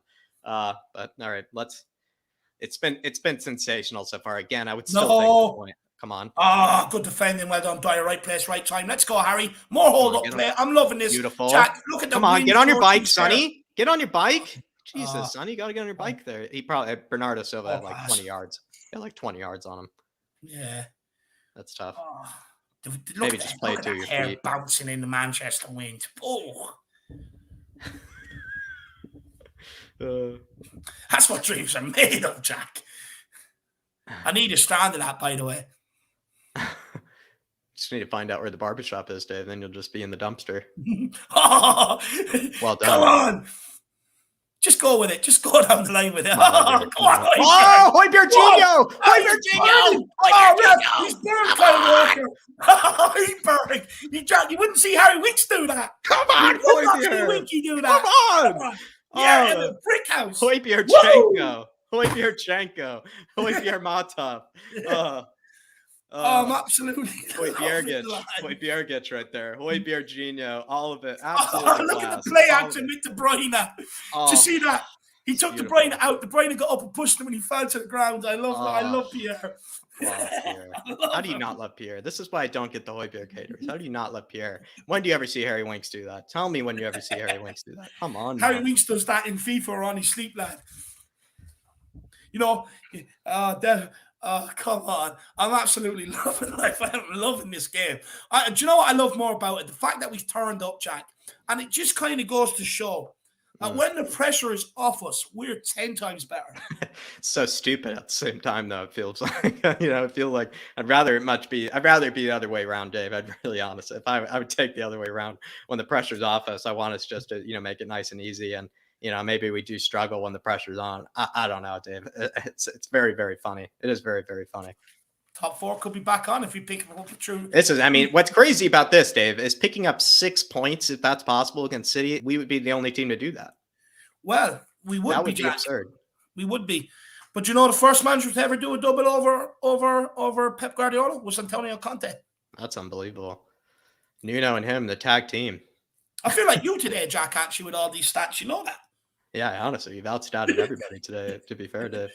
Oh, Emerson. Good well header. Done, Emerson. Great clearance. Kulu, just abuse him. That'll do. Just push him. Oh, Kulu, you animal. Come on, sir. Kulu is a fucking warrior, man. That was beautiful. Don't let him inside. Yes, well done, Højbjerg. That was good Very covering. well-footed, though, so it's fine. Get out there, Sonny. That'll do. Jeez, Harry Kane's even sitting on top of the D. We got to get a bit higher here. Yeah. Jesus Christ! Talk about 11. Talk about parking the bus, Jack. Honestly, you may as well get you. Oh no! Oh, good defending. That better not be handball. Ben, that better not be handball. Leighton Evelyn saying, I left this crazy train. Please don't stop. Leighton, that's what we're talking about, Leighton, my man. That's what we're talking about. What did we tell you, Leighton? What did we tell you? I think he went for a 1-1 or a 2-1. I mean, Leighton, this is what I'm saying. Get on the crazy train, my man. Get on the crazy train. Not even Ozzy Osbourne anymore. It's David Harris on the crazy train. Leighton, you just got to take the bad with the good. Just even when it's bad, get frustrated, get angry, but always keep smiling. Just remember, at the end of the day, we can't change our team. So, we just got to try and find positives where we can. And I'm delighted. Do you know what? You picked the right day to get on the crazy train. I would probably get off tomorrow, to be honest with you, because you don't know what's going to happen or what's going to unfold after that. But today, enjoy the ride, my man. I'm giving you all access, free pass first class, and you'll be wined and dined up there, my man. Come on, Leighton. Big up, Leighton. Absolute legend. Absolute legend. Love it. Absolutely love it. Fresh legs, Dave, needed. I feel like fresh legs needed right now. Kulu needs to come off for me. Yeah. Kulu needs to come off. I don't think you change Højbjerg and Bentancur. Maybe you take Kulu off and bring on Harry Winks. I don't know. I'm not sure. I don't think that really gives you anything, though. No, I'll be taking off Kulu maybe for Lucas Moura. I still think, his legs are starting to go a little bit. You don't want to run that risk defensively of him switching off like what happened against Southampton, Jack. You got to make that change. Maybe in another 5 minutes. But again, we're playing so well. Do you want to upset the apple cart, I suppose? It's a hard one. It's a hard one. 2-1 is one of the hardest positions to be in football, especially as a manager, because you just don't know what to do. Looks like someone's ahead of us saying Lucas on for Kulu. Lucas for Kulu from Ben here as well. Fresh legs needed. Completely agree, John. Sue Smith saying, never mind the score. I'm just as delighted at the attitude and commitment shown. Show me this every game, and I'll be 100% behind them. Harry Kane here galloping. There's no way he plays this pass. He is ridiculous the way he plays that pass. Sonny caught in his feet, but well done. Ridiculous. Dave, I think you're on mute. My bad. Harry Kane, Jack. He's playing at the Man City Stadium, lad, and he's running at the 5:30 in Epsom as well. It's stupid. It's honestly ridiculous. He just plays what he wants. He just does what he wants sometimes. It's actually ridiculous. Oh, he's one of our own, lad. That's why I never turn my back on the guy. That's a free. That's a free game. No, he doesn't give it. Oh, my God. Now he is having a bad game. Now the referee is starting to irk me a little. He was having a good game up until now. You can't just let people abuse my Harry like that. Honestly, I only have so many sponges that I can keep using after the game to sponge him down with the amount of kicks he gets.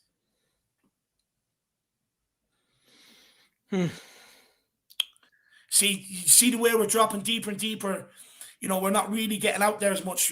It's screaming out for a change right now. Go on, Ben. Score. You've got to play Kulu. You've got to play him at the right time. Just wait. That'll do. Well done. That'll do, Kulu. Emerson, get it out wide. Get it out wide. Look at the space. Dang it, my man. Emerson. Fire, you got to go. Emerson. That'll do, Davies. Good touch. Oh, what a ball. Ben Davies. Oh, my God. Oh, what a man. Come on, Kulu. Skin him. That dude's got Harry Kane played to Sonny. Lay it off. Harry Kane shoots.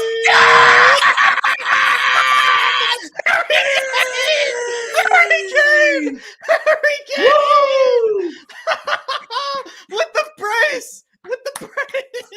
His best ever performance, Dave, against Man City in some time. His best performance against Man City in some time. Oh my Come God. on! Come on! We are back, baby! We are back! Oh, come on, the boys. Oh, the beautiful marriage of Sonny and Kane. And they've broken the record, Dark Sun G, and they've broken the record as well. They've broken the record. Absolutely class from the boys here. Absolutely class, I must say. Kulusevski might be offside, though. No, don't do that to me. You're looking about 20 minutes back in the play. Come on. Kulusevski, the initial pass to Kulusevski might have been offsides. Yeah, but fuck it. He's kicked off a City player. Should be play on. I know it's not the rules, but fuck it. We'll make our own. Is this allowed? I think it might be disallowed. That's a joke. Of course, they're going to do anything to help Pep Guardiola. The ball stick together. Look, ball Anthony and ball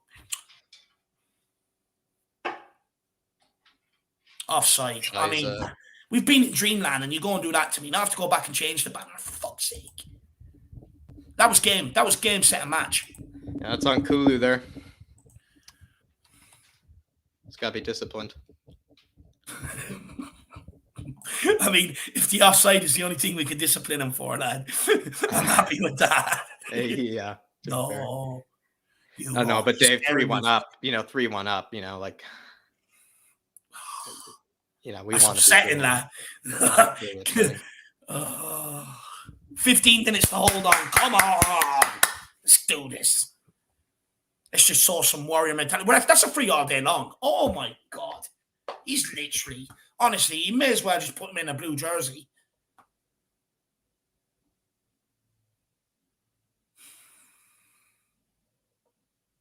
City on the outside. Come on, one of you get out there. You can't be letting them put balls in like that. It's too open. We've got to make some substitutions here. I can see why Conte doesn't want to because, he has the 11 players that he trusts out there. Joel here, dangerous. Box, Hugo. What a save. He kind of well done, Eric. Get out. Don't let him shoot. And why the social distance? Christ. Why are you dropping off? Ben Davies. Come on, man. You got to front him up. Come on, Ben. Fuck's sake. Can't be letting him just have that much time on the ball in our box. You're asking to be punished. Jesus Christ. You may as well. Referee stopping this again. Who's he booking? It better not be Romero. Romero walking away from him. He's booking Romero for what?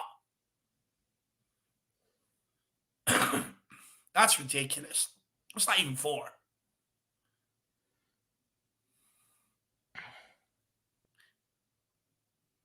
Skywalker right for. They're just pushing Romero.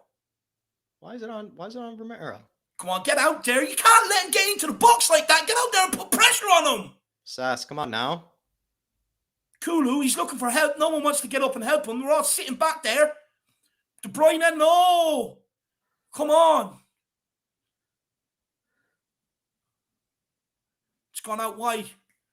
It's another ball into the box. We've got to start getting a foot on the ball. Come on, lads. Can't just keep sitting this deep on our own box. We're holding the line on the edge of our box. Can't do that.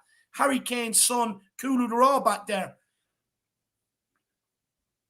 Højbjerg's the furthest up pressing, and Bentancur comes out and helps out. Come on, boys. Come on. Let's get stuck here, lads. That's it. Now, Bentancur, you go. Well done. That'll do. Bentancur, that's it. Take the initiative. Get them up a little bit. Come on. Now, Harry. That's it. That's it, Højbjerg. Just show them on the outside. Show them on the outside. Well done. It's another ball into the box. You've got to get out there quicker, Sonny. Come on. Yes, you go. Stay down. Waste time. That'll do. Well on, Hugo. Make sure you got a good grip of that. Oh, he's just off as well. Look at Conte calling for it.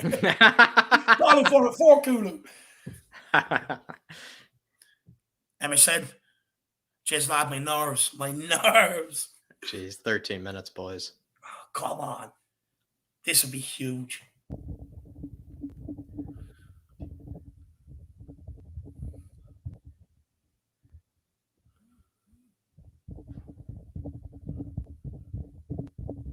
Oh, well done, Bentancur.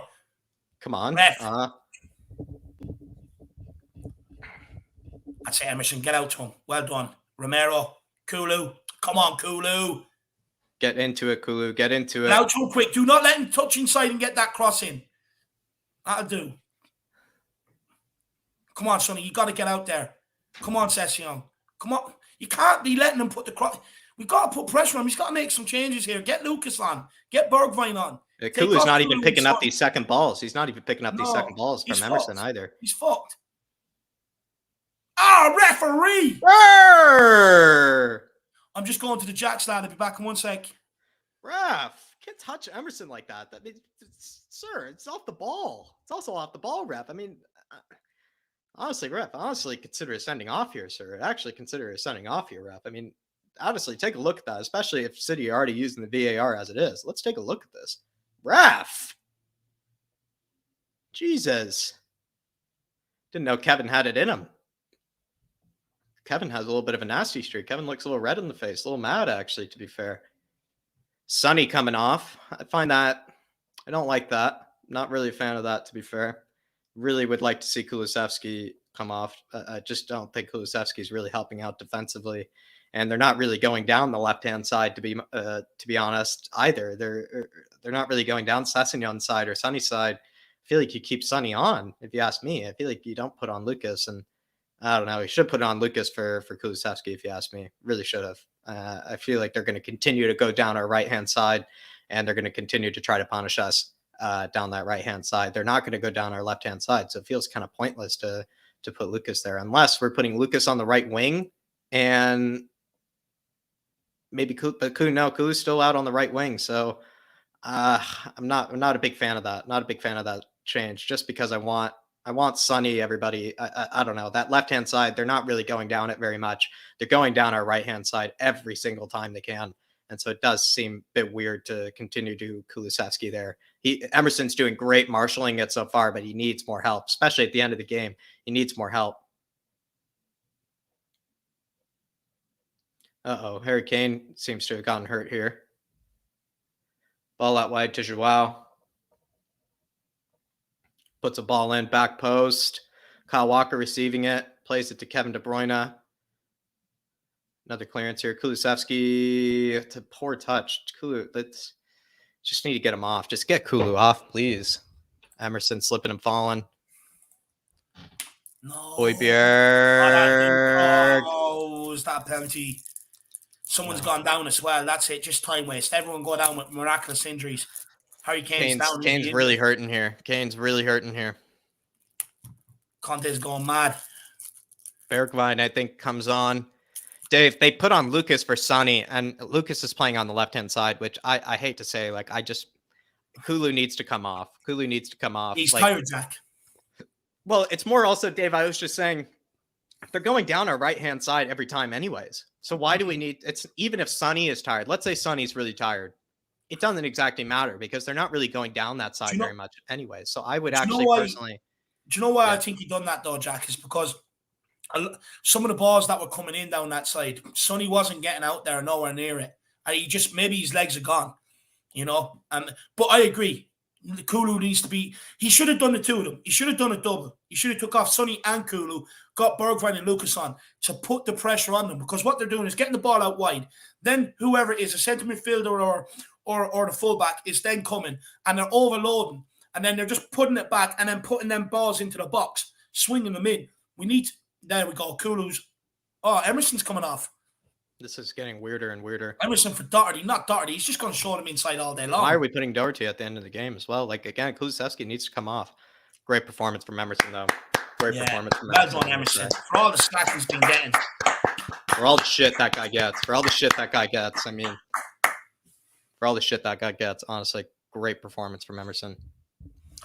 Look, you know, people out there have been telling you we can't get top four, you know, and all that sort of stuff, that we can't get top four because we can't even beat Wolves and Southampton. But what they didn't want to talk about was the injuries, not our best 11 being out there. When we do have our best 11, look at the difference. We can still get top four. Come on, Lucas. All over him. Love to see it. Harass him. That'll do. Bentancur, he's some energy, but he's still up there pressing at 83 minutes. But that's it, Davies. Come on, Lucas. Lucas probably could have steamed in there and took control of that. Harry Kane's still playing. What an animal.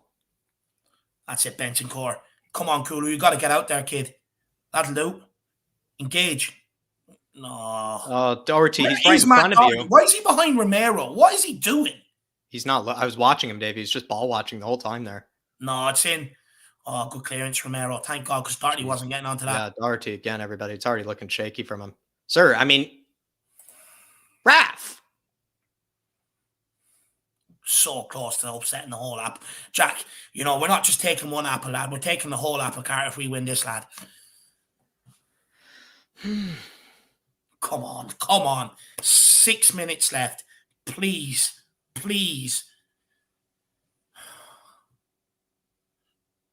Get out there, Lucas. You're only on. Get out there. No, come on, Lucas. Come on, Lucas. Come on, get out there. Jesus Christ, boys. 2 substitutions. They've got to get out there quicker and get the blocks in. It's why they've been put on. Be alert. Switched on. Come on.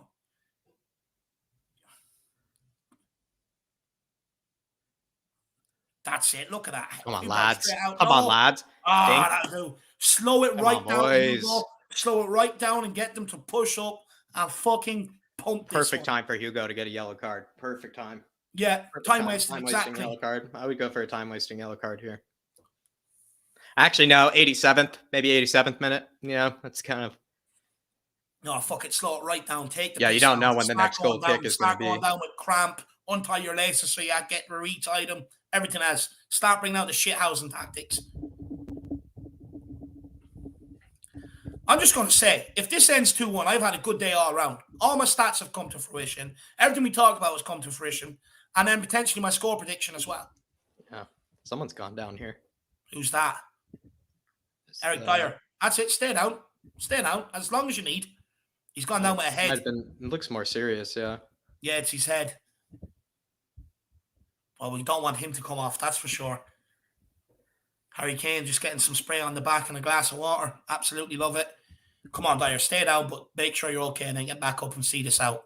Warriors mentality now, winning mentality for the last 5 minutes plus injury time, and they'll probably give them about 7 minutes injury time anyway. Oh, how badass is this if Conte, if he actually gets a win here? Pep Guardiola in his own house as well, wins over Pep. I mean, honestly, Pep will just be absolutely crying to the press conferences. He really will. I can't wait. That's it, Dyer. Just stay down. Ask them how their wife is. Ask them how the family is. What are they doing tomorrow on the day off? Doesn't matter. Take your time, kid. I mean, you got to take all precautions, Dave, I would say, take every single precaution. That's it. Yeah, every precaution, Jack. Even if they have to pause the game and send them off for a CAT scan, it doesn't matter. Do what you need to do. Yeah. Well, I mean, I would keep the clock rolling, but yeah. I'd say Harry G'd him up, asking how much is left as well.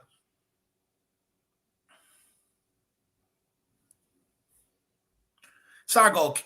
Oh, it's not a goal kick. Why do I think it was a goal kick?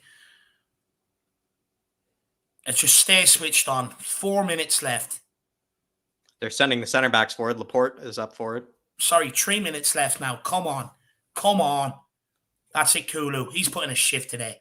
No, get out there. Well done, Højbjerg and Bentancur. Monster. Sir! Slow down, Højbjerg. Højbjerg. Oh, the referee stopped it, did he? That's fine. Lucas was gone there, to be fair. That's actually probably smart enough. What's he down for? What's he crying for? Seriously, actually stay down. Waste your own time. Look at that for a percent. Højbjerg holds him up and then Bentancur takes the ball off him. Look. Or Højbjerg wins it and then Bentancur's gone with it. That's beautiful tag team. Gundogan actually, it's not even a foul, actually. Gundogan sent Doherty into his own player there, so. What tag team by Bentancur and Højbjerg? You love to see it. Working, Jack, this is what I'm talking about. Working as a duo, lad. Go on. Come on. That'll do. Just get back in shape. Fall back in shape. Come on. Yes, Lucas. That'll do. I wonder is Conte saving his next substitution for after when we go into the injury time. It's coming. Bergwijn maybe on, yeah. Yeah. Oh, come on, Lucas. Track back. Well done. Show him on the outside. Oh, Matt Doherty. You got to be winning them, Matt. Shit. That's a penalty. That's handball. That's handball. I don't believe it. I didn't see it. Yeah, that's handball all day long. Matt Doherty's got to be winning them headers, Jack. He can't be not. Shocking. Fuck me, I'd take a half-injured Emerson. It's another ball in. Well won, Dyer. Kulu, take your time, kid. Well done, Kulu. Class. Great touch, Højbjerg. Let's go, sexy on break. And Lucas, get on your jets. You're only on. One, Lucas. Jesus. He's only on. He's just got to go. What? They're checking it. They're checking this for a handball against Romero. I think it is a penalty. God, Dave, they have them in their pocket. Oh, that's a penalty. His hand's away from his body. That's a penalty all day long. His hand is up. I don't believe it. We're going to be robbed like that. Unless he can come off his foot beforehand and there's nothing he can do about it. It's going to be given. They're checking it. They're going to do every reason. That's fucking harsh. And that's all because Matt Doherty couldn't win that header properly. Dyer and Højbjerg arguing with the referee here. They're going to give it. I can feel it. Yeah, I mean, they already bought the refs as it is today. No, they're going to give this. This is a joke. Fuck off. Fuck off. I'm sick of this. He's gone to check the monitor. They're going to give it. They always contradict themselves. He's going to give it. I don't believe this. 7 minutes injury time as well. Just exactly like I said. My God. If they give this, fuck me. I mean, show the actual motion. Come on. He's protecting his face as well. It's not going anywhere. He's giving it. Yeah, it's clear and obvious. Oh, my God. Fuck off. Now, Hugo, if you want to make up for your mistake earlier, now is the time. Jeez, yeah. That's so deflating. Yeah. And now they've given 7 minutes as well. And now Pep wants him sent off as well.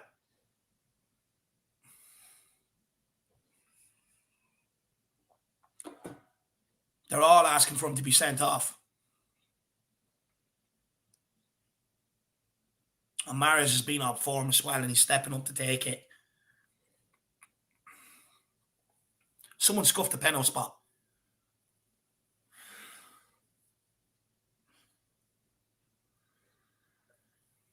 Oh, man, that's devastating. We've done absolutely everything possible.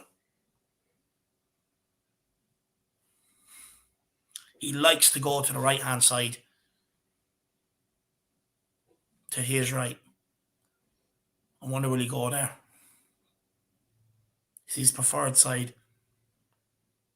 Please, Hugo. He's done it before. Can he do it again?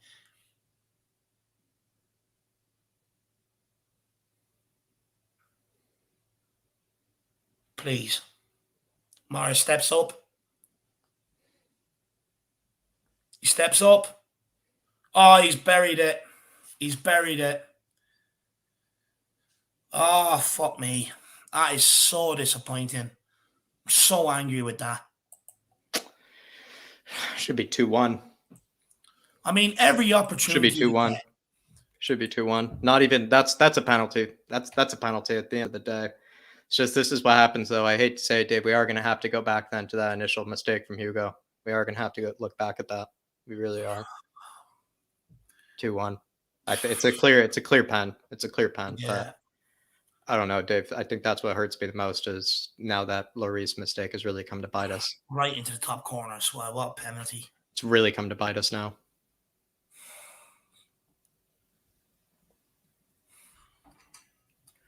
That's crushing. Look, a draw is still a good result if we take a draw, to be fair, but just knowing you had it right up until 89 minutes, you know? Yeah. He knows he got away with one there, Pep. And we're bringing on Sanchez. Who's Sanchez coming on for? Ryan Sessegnon.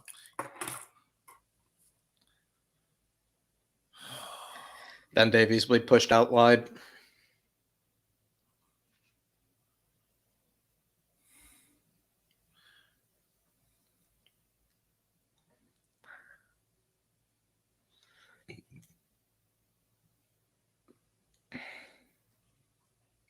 Oh, I don't know whether to be happy or angry, lad.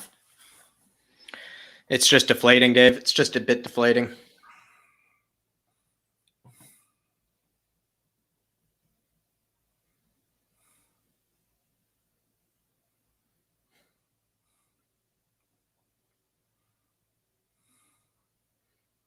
Oh, come on. Let's break here. Come on. Come on. Ben Davies on the ball. Ben Davies into Harry Kane. Harry Kane slows it up. Into Højbjerg. Højbjerg to Dyer. Dyer to Romero. Romero wants it. He's looking for the pass. It's into Kulu. Back to Well done, Doherty. Kulu. Oh, of course, Doherty doesn't want to go on the outside. That's a good ball. Great ball. Come on, Kulu. Could be off. Could be off. Could be off. Kulu. Yes! Harry Kane! Harry! If they give this one offside, I swear to God. Harry Kane! If they give this one offside, I swear to God. I swear to God. Come on! Harry! Harry Kane! Harry Kane! Harry! He just cannot be offside. Come on! Be offside for Kulu this time. Please, fuck's sake, do not be offside Pep, for you Kulu. cry more! Please, cry more, Pep! please He's don't be one of offside our Kulu. own. Please. Harry Kane! He's one of our own. our He's own. offside. Kulu's off again. He's off fucking again. If they do this to me, he has to be off again. I think he's off again. I think he is. This is ridiculous. This 2 offside goals. Fuck off. I'm sick of this. I'm sick of that. No, he's got to be off again. I hate to say He's that. off. I think He's off. He's off. Oh, man. fuck.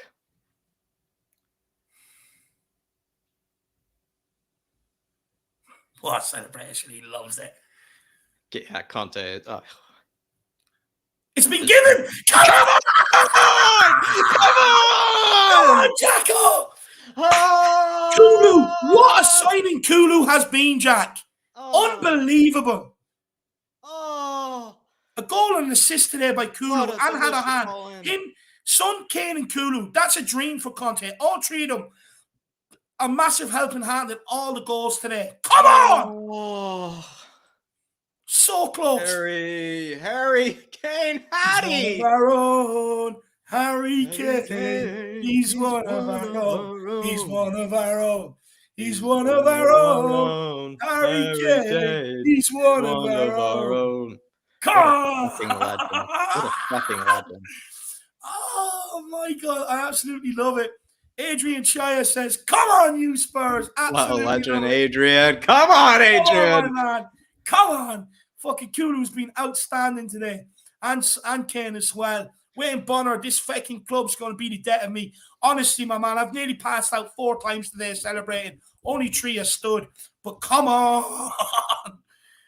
Get in there. Breath, blow it up. Just time waste. Everybody time waste. Please. Came with a flick on him behind Kulu. Kulu like a steam train. Just too much on it. Blow it up. We're at 97. Blow it up now. Blow it up. 97. Come on. Blow it. It's back to Ederson. He's just going to balloon it. Blow it now. Don't give them another chance. No, of course he does. But it's all right. Romero's there to clear it. Blow it up, referee. Højbjerg wins it. Blow it up now. No, we're not, now it's 97 and 22 seconds. 24 seconds. He's not going to blow it. Raf? No, Jack, he has to allow time on for Kane's celebration, you know. Well done, Højbjerg. That'll do, cynical. That'll do. And we're now. Oh my God! It's like he's actually looking for it as well. He actually bent down to see if he could find something. I'm sorry if he hit his shoelace, Ref. I'm really apologize. I hit his shoelace there. Christ. Oh, come on. Jesus, Ref. You have your whistle in your mouth. Use it. We're now 1 minute over. It's absolutely ridiculous. How is he not blowing this? Boys, hang on. Just get this one cleared. Get out there. No. Well done, Romero. Come on, Romero. Come on. Hook it. Ref, blow it now. Look at that. Look at Højbjerg. 97 plus minutes. Look at Højbjerg. Get him in the dirt. Show him Well done. What an animal. Ref, blow it. We're at 98 minutes and 30 seconds. Blow it, you fraud. Fuck off, Ref. Fuck off. Blow it. This is actually, this is brown paper envelope sort of referee. Lucas, that's it. Blow it now, referee. I swear, Ref. How's he not blowing this? We're at 98 minutes. What is going on here? And where's Conte? Seconds, Why isn't Conte ran onto the field? Why isn't Conte ran onto the field? What the hell? Honestly, if this someone is do a absurd. streaker or something, blow this game up. Someone do a bit of streaking or something. That's it, Romero. Go a minute. No, Kulu, no. Someone get out. Well done. Good block. Come on, Doherty. Yes, Lucas, clear. Into Kane. Just go that into the corner. That'll do. Kulu's in behind. That'll do. Ref, blow it up, man. Blow the fucking thing up. Come on! Come on, Dave! Oh, Antonio. Come on! It has ended, everybody. Tottenham 3, Man City 2. What a win! Harry Kane is back, baby. Tottenham is back. Højbjerg is back. Emerson is back. Dyer is back. Top 4 race is back on. Come on! Oh my God. Woo! Oh my God. Dave, absolutely ridiculous. Absolutely ridiculous. Dave, we're all losing the voice by tomorrow. I don't even know insanity. It's actually ridiculous how much we've responded this season, Dave. We'll probably talk about this, but how many times have we gone, a goal down and we seem to always just grab one right away. We seem to respond unbelievably well. I must take it. I must give the boys 3 points so well deserved. Everywhere we go. Everywhere we go. Boys, making all that noise. Everywhere we go. Come on. Oh, Jack, what a result today, my man. I mean, look, we'll take them couple of super chats there first and then we'll get into it. Then we'll get into it. Yeah, exactly. DB in the comments saying I deserve that after last weekend. Too fucking right I do, brother. Too right I do. Come on, Jack. I'll take it away, my man. Angel Mato saying, Man City get battered when they play versus Spurs. Their title hopes get shattered when they play versus Spurs. Oh, he's put it in the song. Oh, absolutely. Man City get battered when they play versus Spurs. The title hopes get shattered when they play Spurs. When they play Spurs. Love One, it, 2, 3, 4. Man City get battered when they play versus Spurs. Their title hopes get shattered when they play versus Spurs. When they play versus Spurs. Come on. Dave. Oh, I'm loving it, Dave. He's getting the vocals tonight. Honestly. Angel, I mean, we're their bogey team for here on out forever. I don't care how many we lose in a row to them after that. I mean, we are their bogey team forever. We are their bogey team forever. Big up, Angel. Really appreciate the big one as well. Dark Sun G saying this is a record. We got a double against the champ. The only team, Dave, this season to get a double against Man City. And as well, Antonio Conte, one of the only men on this planet that seems to be able to just outdo Pep Guardiola. Look, he was the first ever manager to do a double over him. I think it was in 2015, 2016. You know, and then of course Nuno got the first one.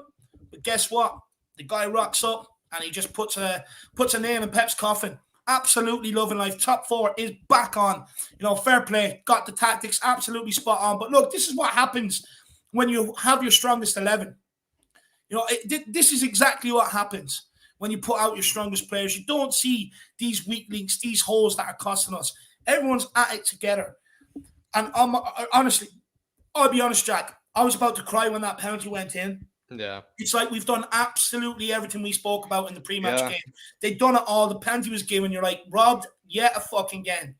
But guess what? That never say die attitude. That Conte time, Jack. Conte time. We've done it against Leicester. We've now done it against City. It is Conte time, baby. It used to be Fergie time, but now it's Conte time. And Harry Kane pops up already after having a goal disallowed. And he says, you know what, Ederson? I think it's time you pick another one out the back of your net. Come on! Come on, Dave. Absolutely love it. Absolutely love it. Lazy 8 in here. Big up, Dark Sun G. Really appreciate it. Lazy 8 saying, Dave, you got to do it. He's singing it. Dave, you got to sing the vocals with it, my man. He wants to sing with you. Harry Kane, he's one of our own. He's one of our own. He's one of our own. Harry Kane, he's one of our own. Man City get battered when they play versus Spurs. The title hopes get shattered when they play versus Spurs. Play versus Spurs. Come on, everybody. Let's live it up. 1, 2, 3, 4. Come on. Lazy 8. Absolutely loving it, Lazy 8. Big yourself up, my man. I'm actually, my cheeks are starting to hurt now, Lazy 8. Honestly, my cheeks are starting to hurt from the smiling muscles, especially as a Spurs fans. We don't get to work those muscles very much, my man. We don't get to work them very much. But pick yourself up, Lazy 8. Absolute legend. Also, enjoy tonight, my man. Enjoy tonight. Dark Sun G saying, this was our toughest fixture and we won. Come on, you Spurs. Easily the toughest fixture of the season, you would probably say. Liverpool maybe away might be the next toughest one. But Dave, I mean, the toughest fixture easily by far, and the one that we probably expected the least out of. Everyone did not think we were getting anything out of this, and we somehow did it. And it's what everybody kind of had a feeling about, was this would be the game where we somehow win. And Dark Sun G, I would say somehow. I just don't. Sometimes I don't get it, Dark Sun G. But this team, this is why you're a Spurs fan, Dark Sun G. Just because the unpredictable nature of this team is absolutely glorious. Absolutely glorious. But big up, Dark Sun G. And then Dan N saying, that even outdid the excitement of the Leicester game for me. This is why we support Spurs. Come on, you Spurs. It's even better when it's City, though, Dan. Look, Leicester was good. Don't get me wrong. I mean, Leicester was incredible, right? You know, we were down in the dungeon because not only did we get the equaliser, we went and got the winner, but it's harder to do it against Man City. And we caught them pressing for that winner. No better feeling. Like I said, it's now Conte time, baby. Conte time. You can, until that final whistle blows, you can now not write off Tottenham. And like I say, everybody, every single time, especially wins like this, everybody, if you got, a bit available in the piggy bank, Conte night, it's pizza night, everybody. Order your favorite Antonio Conte pizza. But Dan N, Big yourself up, my man. Absolutely love it. Big yourself up, brother. Really appreciate all the continued support. And Joseph saying, get in, middle finger to the media and Sly Sports at Sky Sports. Joseph, honestly, Antonio Conte, I can't wait for him to face the media now. I really can't. I mean, it's actually. I bet you he didn't celebrate like someone that wants to leave Spurs, Jack. No, he certainly wasn't by the looks of it, Joseph. Oh, big up. Oh, absolutely. Just honestly, he probably just needs to. He might as well just not even need to answer them. I don't even know why he needs to show up for them. I mean, honestly, he should probably just ditch them, just kind of leave them in the wake. But Adrian Chia says, love the positive vibes right from the pre-match, right from the get-go, Dave. The positive vibes come through. No other place in the community can you practically get it. I mean, you can't get peak delusion. And what we said before, Adrian, we did say, everybody can come up with a million reasons for why we'll lose to City. It's not that hard. In fact, it's almost like counting ABCs or doing your ABCs to a degree. It really isn't that hard. It's a lot harder to come up with reasons for why we could beat City or how we could beat City. And I think we broke that down earlier on the pre-match build-up, Dave. So, Adrian Chia, I'm liking that you like those vibes, my man. I've been known as the most deluded in this fan base. Some would probably say like Ty from AFTV. But you know what? It stays like this where it pays off, baby. It really does pay off. And I'm just absolutely buzzing. But big up. Look, we always try to look on the positive side. Don't get me wrong. We will talk about things and call them out when we see it, but we always try to be positive. But just remember, City get battered everywhere they go. The title hopes get shattered everywhere they go. Everywhere they go. Come on. Oh my God. Ian Cook saying, come on, you Spurs. What a win. And Conte we trust. And Conte we forever trust. Ian. Conte is my dad. I'll tell you that.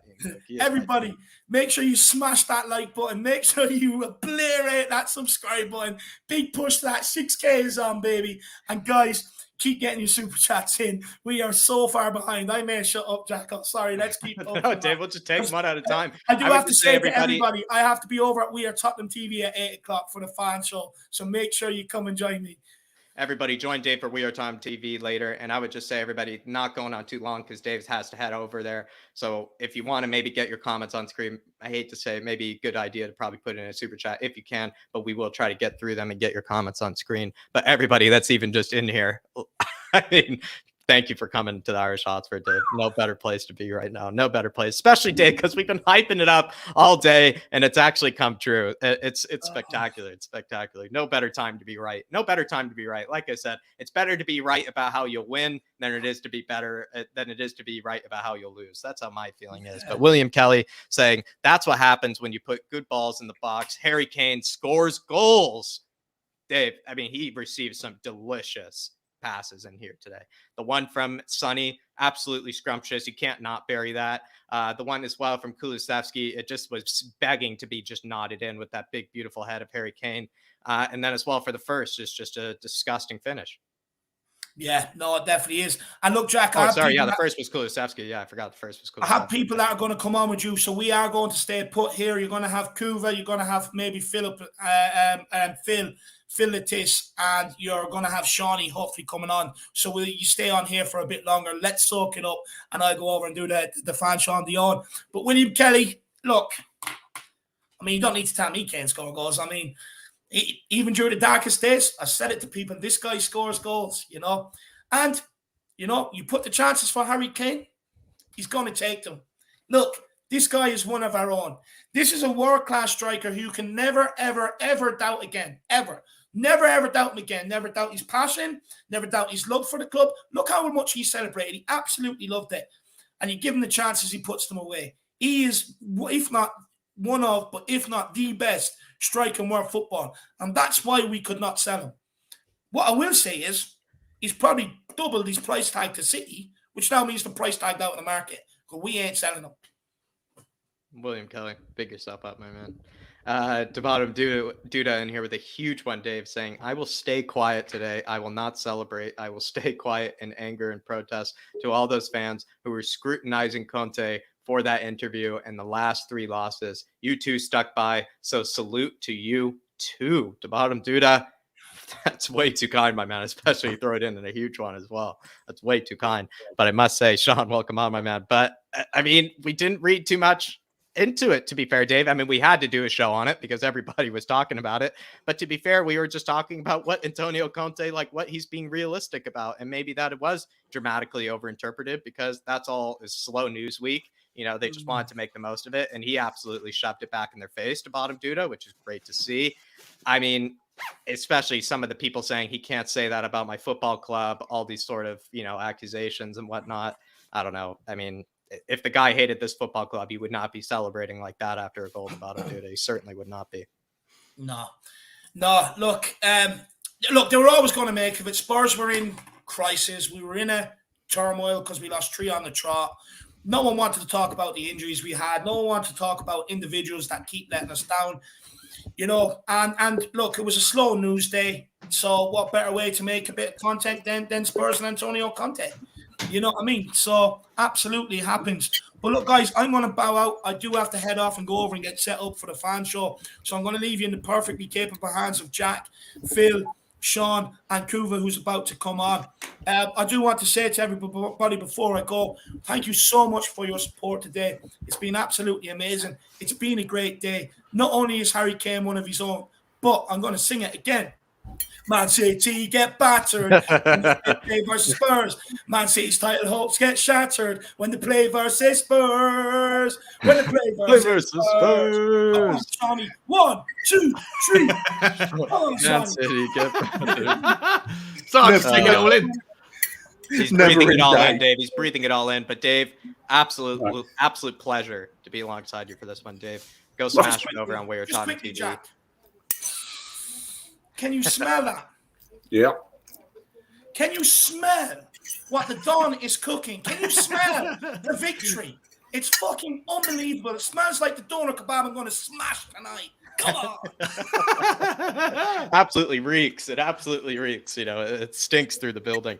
But to Bottom Duda, pick yourself up, my man. And I must say, it was kind of, it is a bit crazy. Just a few days ago, everybody was practically saying Conte can't say that about Spurs. That's too harsh. He's being too unrealistic, or he's being too harsh on the club and the players, and he can't say that about X player and whatnot. I mean, look at it now. To Bottom Dude, I would tell you that, but big yourself up and really appreciate the huge one as well. But boys, we have a lot of super chats to get to. But I must say, maybe before I do get to the rest of these, just want to say maybe just keep it maybe brief. But initial thoughts maybe on the game, maybe first, everybody. Sean, emotions, crying, running around naked in the house. What was your maybe initial reaction to maybe this? No, I've been at a hospital. I was watching it, the worst game in the world to watch on your Sky Go app. I was sat in the hospital waiting room waiting for my mum to get some treatment on her hip. But so I was, I had to keep all my emotions inside. So I haven't yet had a scream out loud. You can't let it out. You can't let it out. I do shouldn't have come to you then. But big up, Sean. Big up, Sean. Guva. Harry Kane, slotting him in. It's nice to see Harry Kane be back. I mean, what are your thoughts? What were your initial thoughts? You know what it feels like is having severe sunburn for weeks, and now somebody's just put some cool, soothing cream over everything. It's just, oh my God, what does this club do to you? I was convinced we're going to get battered. I couldn't see any way we're going to get anything out of this game at all, and we pull off a defensive masterpiece. And this was built on our defense. Make no mistake about it. They were magnificent today. Yeah. Absolutely magnificent. Even Emerson, I've been slagging off like crazy. They couldn't possibly defend as well. He couldn't attack. They were going down his side. He couldn't attack today, but he didn't have to. He defended brilliantly. They all did. The midfield had gotten tighter to the defense, denied those little pockets of space. Everybody was doing their job. It was brilliant. You look at the 3-2 scoreline, and you think, it must be an end-to-end game. But it wasn't. It was Man City camped in our half and us hitting them. It was absolutely brilliant. Harry Kane, what can you say? When you need him, he's there. Big game player. People say, he always disappears in the big ones. No, he doesn't. Look at that. No, he doesn't disappear. He's there. The one he made for when he set Son free for the first goal, and Son squared it for Kulusevski. That was like last season watching their link-up play. It actually felt very Mourinho-esque, the way they were looking for each other. It did. I mean, it was, everything was done well. The coaching was spot on. They did everything I was questioning. I said they couldn't do that anymore. They were just shambolic before. The big question is, you were saying it'd be a 6-0 drumming, weren't you, Kuba? Yeah, absolutely. I was. They didn't really perform to his expectations, is really what he's trying to get around. Spurs. They drive me to the brink of despair, and then they just drag me back out of nowhere. This is Spurs. This result is Spursy. Yeah. Always surprised both sides of the night. Yeah. Amazing stuff. Phil, the moment the final whistle blew, I feel like for me, I kind of just sit there and I'm like, I can't believe this has happened. What are your kind of initial thoughts after that? It's just been an absolutely mental experience because, as Kuba said, that back five today, and I'm actually going to say the whole back seven, because every time they, something came into the box or anything like that, and they showed the recap, you had the back five all in a line. And yes, it's been drilled into them. And yes, it's been played. But there's one thing about drilling procedures and processes and stuff in, and there's another thing in a big game at Man City doing it. And just while we're on it, let's not forget, we've done the double over Man City now. Yeah, the only team to do it 3 years. Yeah. But, it was like, I suppose 3 hours ago, I'd have bit your hand off for 2-2. I predicted 3-0, and then we got to the penalty. I'm sure we'll come to that. But the fact that they did then go and make one more chance and actually took it, and the fact that he outjumped Kyle Walker just to slot it in after all his whinging was just unreal. But for me, my Kane man of the match, closely followed by the back five, and Romero was just phenomenal. Oh, he was immense. He was absolutely immense. But everybody, we have 296 in the house, hovering around 300 at this stage. Everybody, do smash that like, do hit that subscribe while you're in here, even as well if you're on your way out. But do as well if you do want to support the channel, as well as get your comments on screen right away. I was just trying to get some, but if you do want your comments read aloud, especially answered by the brilliant panel I have here, feel free to throw it in a super chat. But to you, maybe, Phil, Jerome is saying right here, what a win. What an effing win. Yet a bit angry why we could not play the same the last few games. Why is that? This is what we were talking about, Phil. Do we actually feel like a team? We can only win when the pressure's on. You look at it today. I don't think any of us really thought we were going to get much out of it. When we went 1-0 up, I said to Coov, I'm like, would you take the draw now? He said, what, after 4 minutes? All day long. And I'm now looking and going, who the hell turned up against Wolves and Southampton? But there's a slight difference in personnel, isn't there? Yeah, maybe. So I guess for me at this point, and again, we talked about how big an influence it is Dyer, because not only is Dyer in there setting the tone and everything, what it also gives you then is Romero covering for Emerson. And there was one middle of the first half. Emerson slid in and did a tackle on whoever the Man City guy was in the box. And you were already like, oh, that looks worrying. And who's there to pick up the loose ball? Christian Romero. Yeah, it wasn't as much Tweedledee and Tweedledum, but no, it was just like, and again, we've already now sat there and thought, could we do better with this team? If Conte can get a performance like that out of those 11, 12, 13 players, what could he get out of a star-studded lineup? Yeah, I mean, well said, Phil. Jerome. Great comment. Absolutely love him. Living the hype train. Absolutely love to see it. Dark Sun G and a big one here saying Kane 2 goals, Kulu 1 goal and 1 assist. Son 2 assists. This attacking line did really well today. Winks is doomed. We won with him out. Sess did great. We got good results versus Liverpool and now City. Top 4 is on. Dark Sun G has covered so much here, everybody. So I think we're just going to have to break it down sentence by sentence. Unbelievable stats. Sonny and Harry Kane today, Dark Sun G, breaking the Lampard Drogba record. I mean, a record you'd probably think would maybe go unchallenged for quite a long time, and yet it somehow has gotten broken quite quickly, which is unbelievable to me. But Sean, we tested, Bentancur and Winks together. Now we've done Bentancur and Højbjerg. Do you feel like, is this a game? I don't want to, I'm on that Højbjerg train, practically captaining it. But I'd like to maybe is it maybe just because City is a different type of team, or do you feel like Højbjerg did show what we've been missing against teams like Wolves and stuff without Højbjerg? I thought, top to bottom today, there was nobody. Listen, I could only watch the game on like a 6-inch screen, so I probably missed a lot of the things. But from what I could tell, I thought Højbjerg was sensational. I thought Bentancur was fantastic, cool under pressure, although sometimes he was too cool and lost the ball a few too many times. He did get caught in possession a couple of times. I thought the combination of, we've been waiting for Kulu and Højbjerg to play together. And if this is what they can do, then to Dark Sun G's point, Harry Winks' days now are going to be as the fourth choice, right? But I also want to spend a couple of seconds just giving a shout out to Kulusevski. I thought he did an absolutely phenomenal job, not just going forward. I thought he was fantastic. I thought he came back and helped out Emerson Royale. He even played like part of the 6-man defense at times. And when he got forward, he really got forward. He surprised me. We all thought he didn't have pace today. For at least on my screen, it looked like he was a lot gassier than I gave him credit for. I just thought he looked there, sure. He put in a proper. I would say describe him as he put in a proper shift today. Yeah, he was at the back. He was going forward, and but for a few inches, we'd already been 3-1 up because he made the offside goal for Kane as well. But and the cross for the winner was. Like, he could have passed it to Doherty, however you say his name, Doherty. He could have passed it to him. Instead, he didn't. He kind of ran round him and then still used his right foot to put that just absolutely inch perfect, absolute belter of a cross in the 95th minute. So, I thought that guy was. I mean, obviously Harry Kane gets the man of the match, but you could pick probably 7 or 8 players that played as an 8 out of 10 today. But I just wanted to make sure that I was super impressed with Kulusevski, and I wanted that to be one of the first things I said.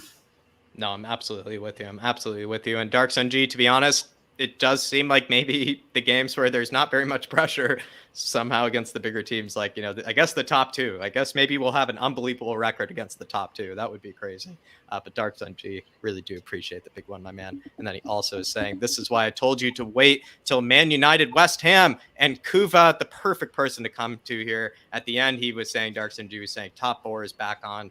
Kuva, top 4 back on. American Idol, we still have a chance. Well, Man City have dropped points now, haven't they? So the double's back on, isn't it? Yeah. I mean, this is the push for the title. These are the drop points that you don't need to have. If we're going to have any chance of top 4, we had to win today, and we did. That is a sensational result. Yeah. Everybody, when people are saying, "Oh, come on, we can win this. We can win this."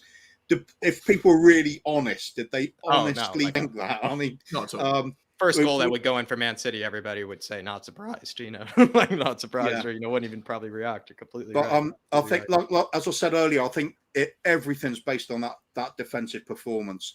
What was so utterly impressive was the contrast between the previous games.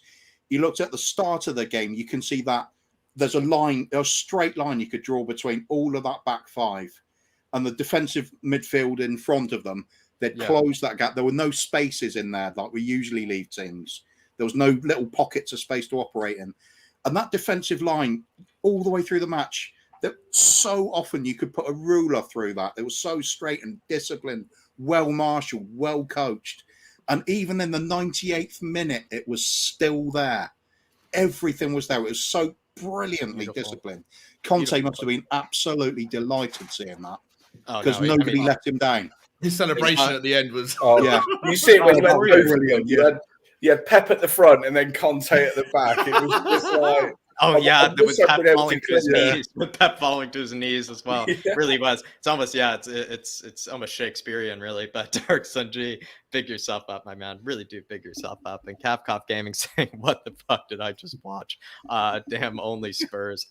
Only Spurs do this to you. And this is why I must say, what's actually hilarious about Spurs is you feel like every game we play, we go into it like, we could lose here. We could drop points to this team, and then we end up doing it. And then we come up against a team that we probably feel like there's no chance. And then somehow we find ourselves actually battling for it. It feels like we just can't take a game for granted at this stage of the season. Just nothing's been an easy sort of game. Nothing's been an easy result to predict. So Kafkov Gaming, I would just say strap in for the ride, my man, but big yourself up. William Kelly says, wait till you guys see Conte's celebration for the final goal. Absolutely. I mean, Phil, am I right? I think I saw Pep Guardiola just drop to his knees. Yeah, so they're obviously this side of it. So the ball comes in, and obviously you just see Pep falls to the floor, drops his water, and Conte's just he was abusing those water bottles in the background. But that's unfortunately, that's what football does, isn't it? You know, I mean, when they got given the penalty, I said to Kuva, I'm like, I bet we're going to lose this now, because it's just that Spursy that they get one late on.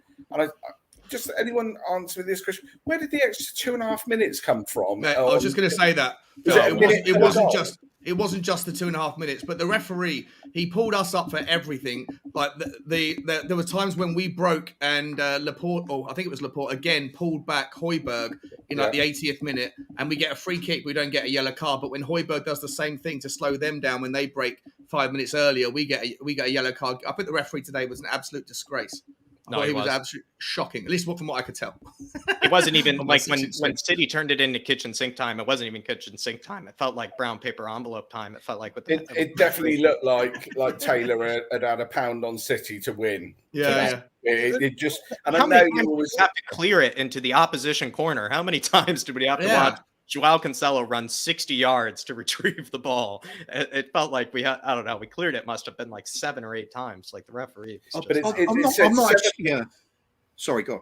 No, I was just going to say, it said 7 minutes and it went to 99 minutes. I'm there going, come on, hit the 100. But we did. They literally had an extra 2. And the only thing we could put it down to was whether they gave you a minute for each goal. But, you know, I think there was a little bit of shoving when the penalty was given. That was obviously inside of injury time. And there was a little bit of pushing and shoving because I think they wanted Romero to get the yellow card, the second yellow card.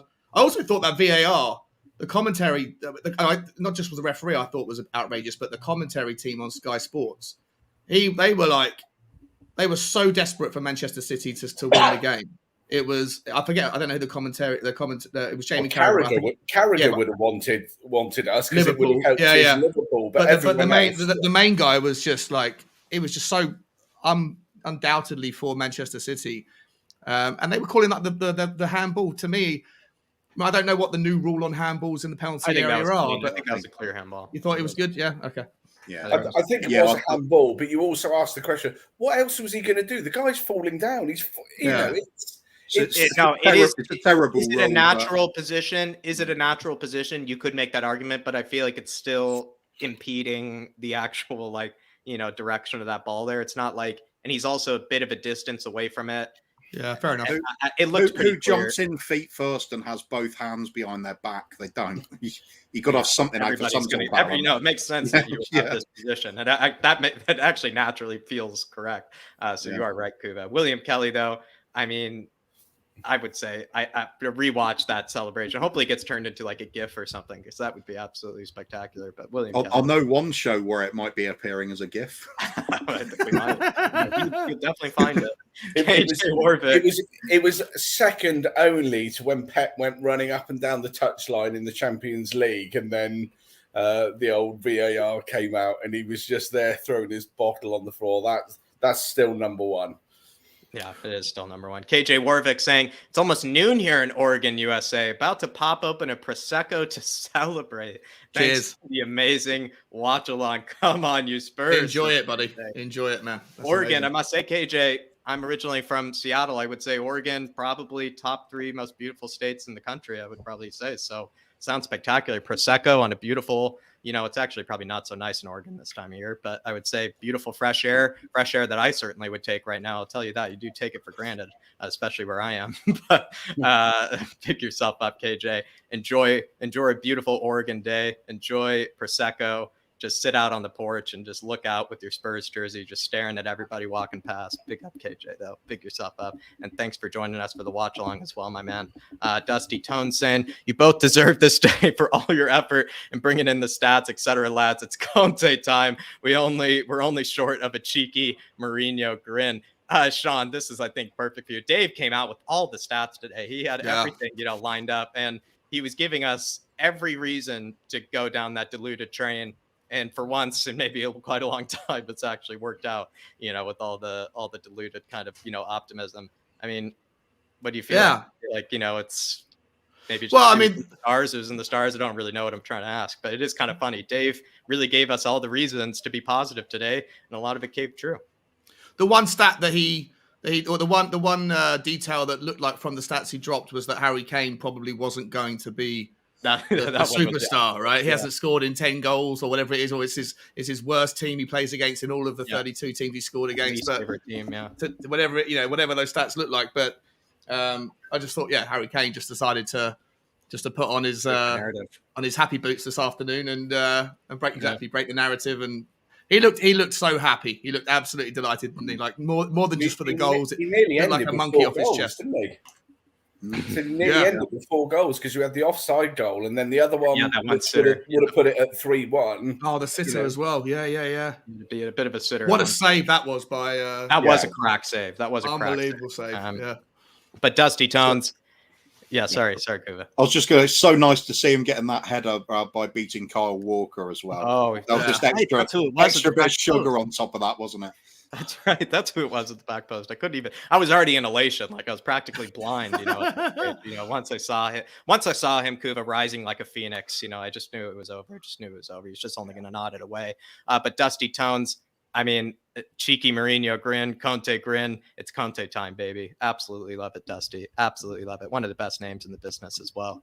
Joseph says, we must enjoy this. My pizza will taste even better. Come on, you Spurs. I say this all the time. You win on nights like this. It's got to be pizza if you're able to, if it's on the menu, it's got to be on the menu. For me, probably go for like a margarita kind of pizza of some stage, maybe, not too heavy on the pepperoni or anything. But Sean, what's your Antonio Conte pizza? Be a margarita with barbecue sauce, I think, as the base. That's my favorite. That's my favorite style of pizza. Yeah. Kuva, what's your Antonio Conte pizza celebration? Steak and chips, meatballs on the top of it, bit of extra spaghetti, more brown cheese. Sauce, ketchup, all the. Oh no, don't need that on a pizza. You already got the pizza base there. But just stack meat on it so high you can't see anybody else across the table. As the centerpiece, nice. Put it as the centerpiece on the table. Phil, what's your pizza of choice on Antonio Conte wins? Full of meat, absolutely full of meat, just rammed in there. Probably no chicken on there.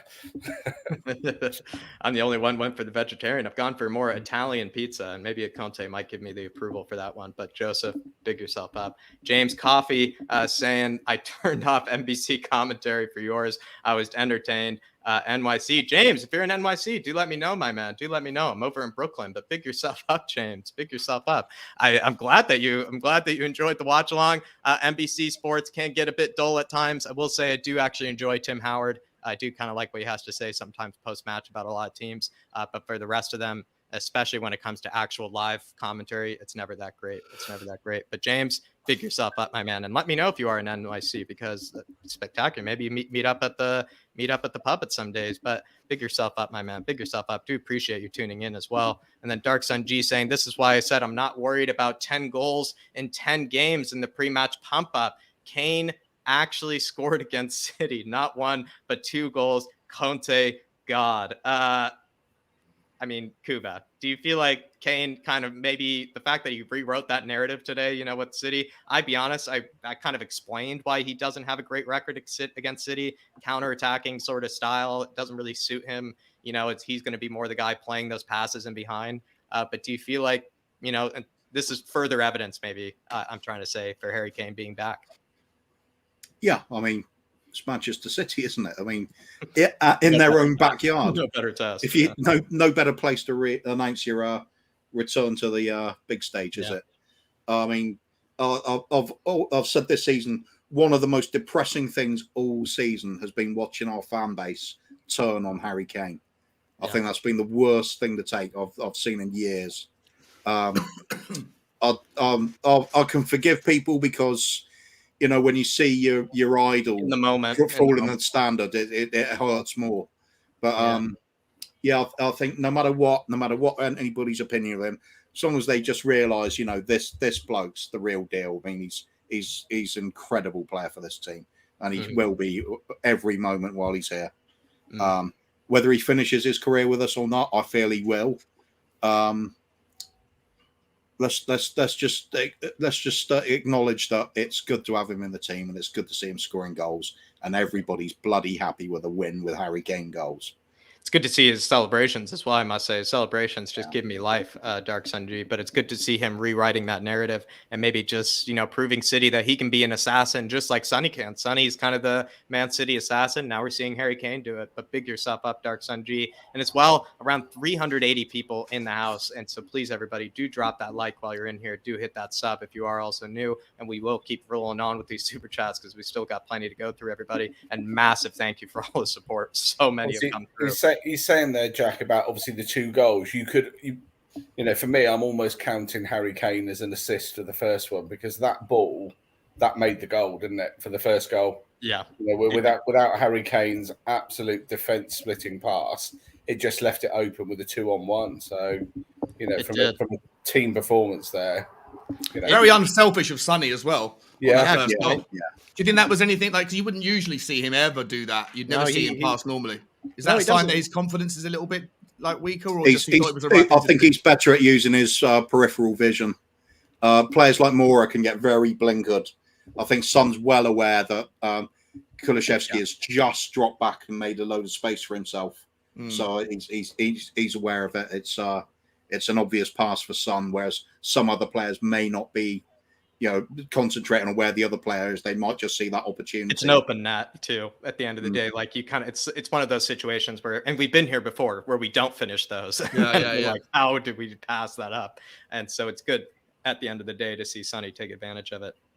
But Al Ben saying, felt less shaky without Sanchez. Took too long to realize he makes the team nervous. Win against United and the Scums, and we could be in the top 4. This was getting out of hand, everybody. But back! Top boy's back! Pink delusion! Can I reply to that one? Put it in my veins. But yeah, sorry. Go. I think it's not so much about Sanchez being dropped from the team. It's the fact that we could get Romero to that right side of the defence and Dyer in the middle again. That's the big difference. It's they're assured to. The whole defence benefits from that. Then, Ben Davies was excellent today.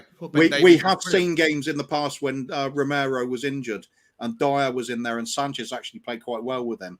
So it's not entirely down on Sanchez. It's just that having Dyer and Romero in the team makes a massive difference. Yeah, it's our 2 best defenders just back into the team.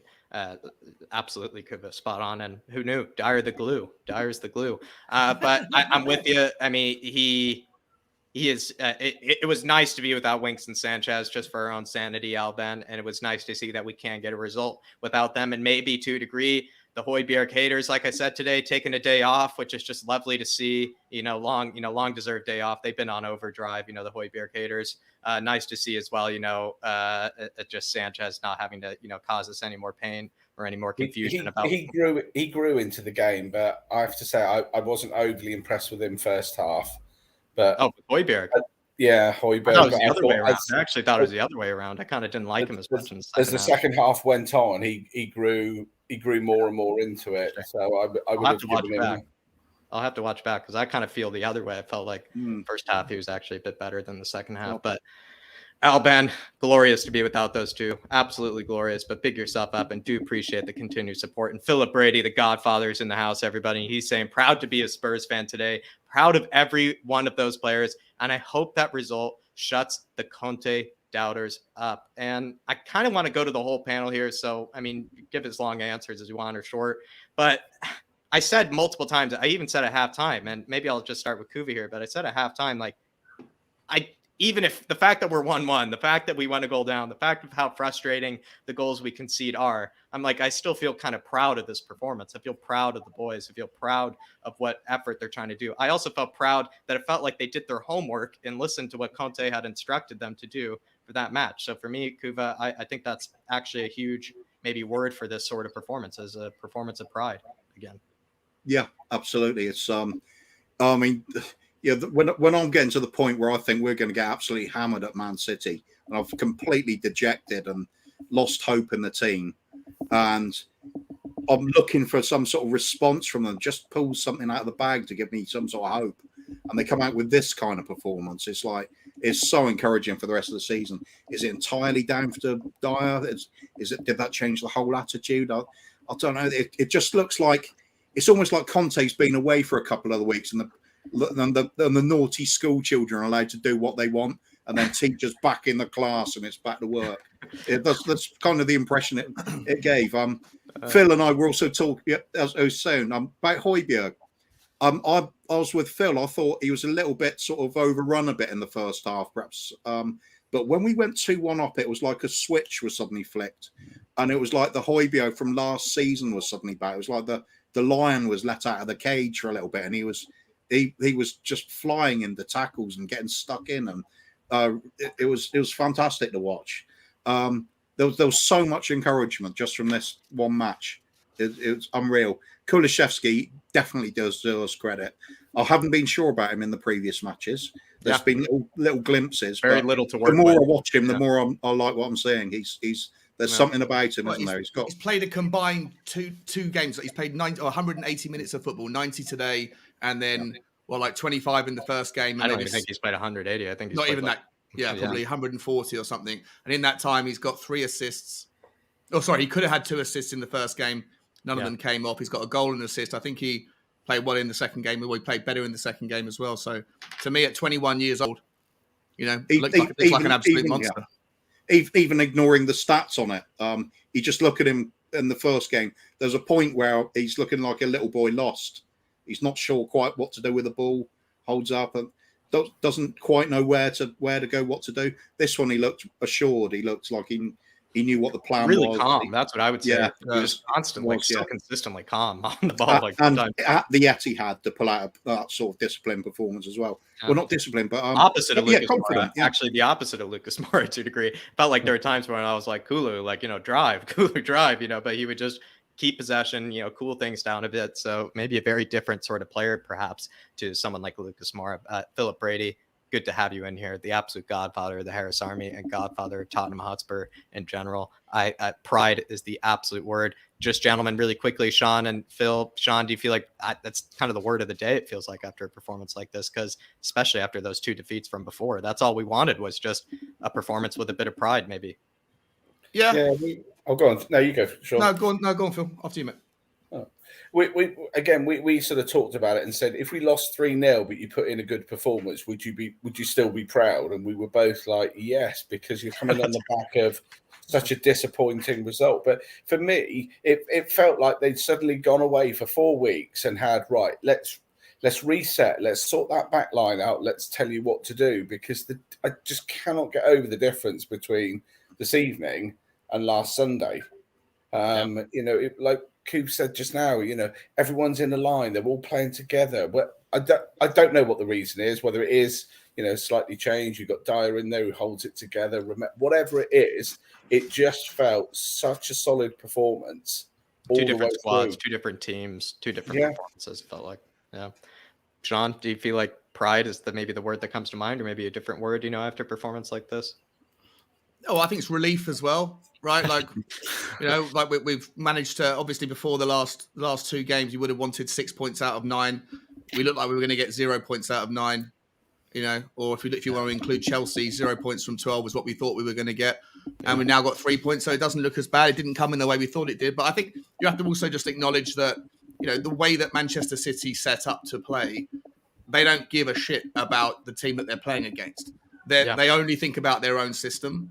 They're like, well, yes, maybe they think they're good enough to beat any sort of anybody, right? So, and Tottenham have a team because of the assets and the assets of each of the players, the speed that we have up front, the quality of Harry Kane, where he can drop deep and do those turns. It's not the first time we've seen this kind of performance against a team that do that. Liverpool, you could argue the same when we drew with Liverpool 2-2 at home earlier on in the season, which was Conte's first game where we saw it.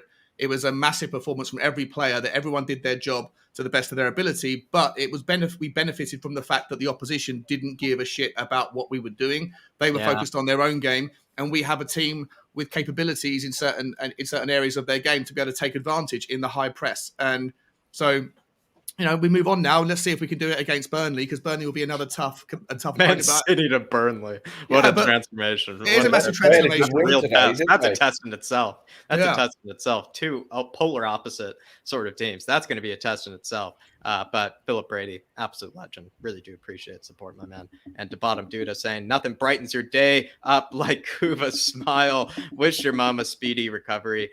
Sean, very nice. Thanks, mate. Bottom Duda. Appreciate that. Very, very nice of you, my man. But I to be fair, I haven't seen actually. I've seen I thought it's a Kulu smile, but it was Kuva smile. Kuva, I would say, the cheekbones, the smiling muscles today, they have been kind of hurting for me today. They're already a bit sore. They're already a bit sore. They do feel a bit sore, and maybe because we don't actually get to smile this, consistently very often.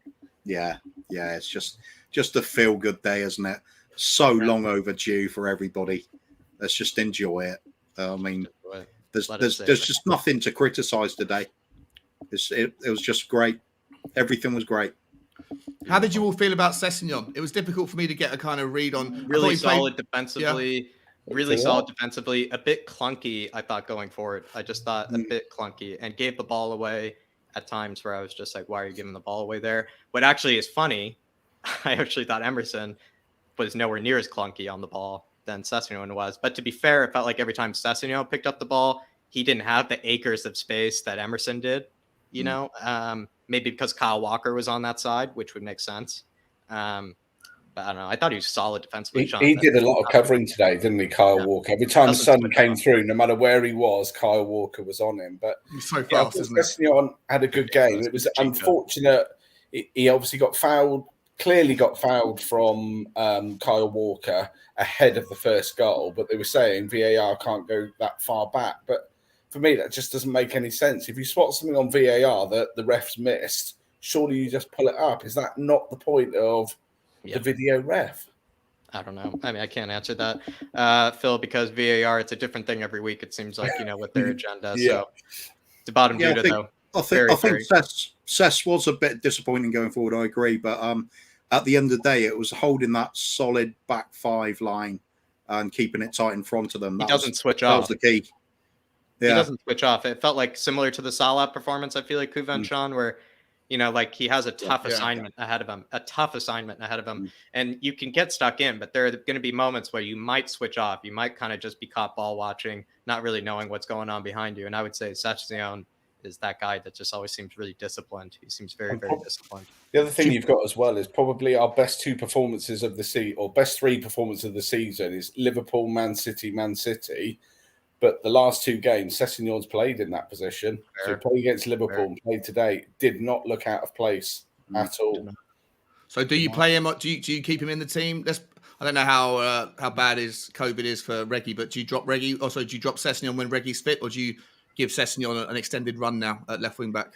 A team like Burnley, that's tough because it's a different. Yeah, it's definitely a different way. If it weren't Burnley, that's what's so funny. I can't believe I'm saying this. If it were any other team but Burnley, I feel like you would kind of keep Sessegnon and just continue to let him ride the high. But you need like attacking creativity against a team like Burnley. Yeah. You just need someone that can pick out that cross, be able to take somebody on. It feels like Sessegnon, like I said, doesn't really do that as well as maybe a Reguilón does. So I don't know, but he deserves it. The kid deserves it. So that's what's tough. Good question. I think it's the three centre halves that are going to be tested the most against Burnley, isn't it? Let's face it. Peppering long balls up into them. Yeah.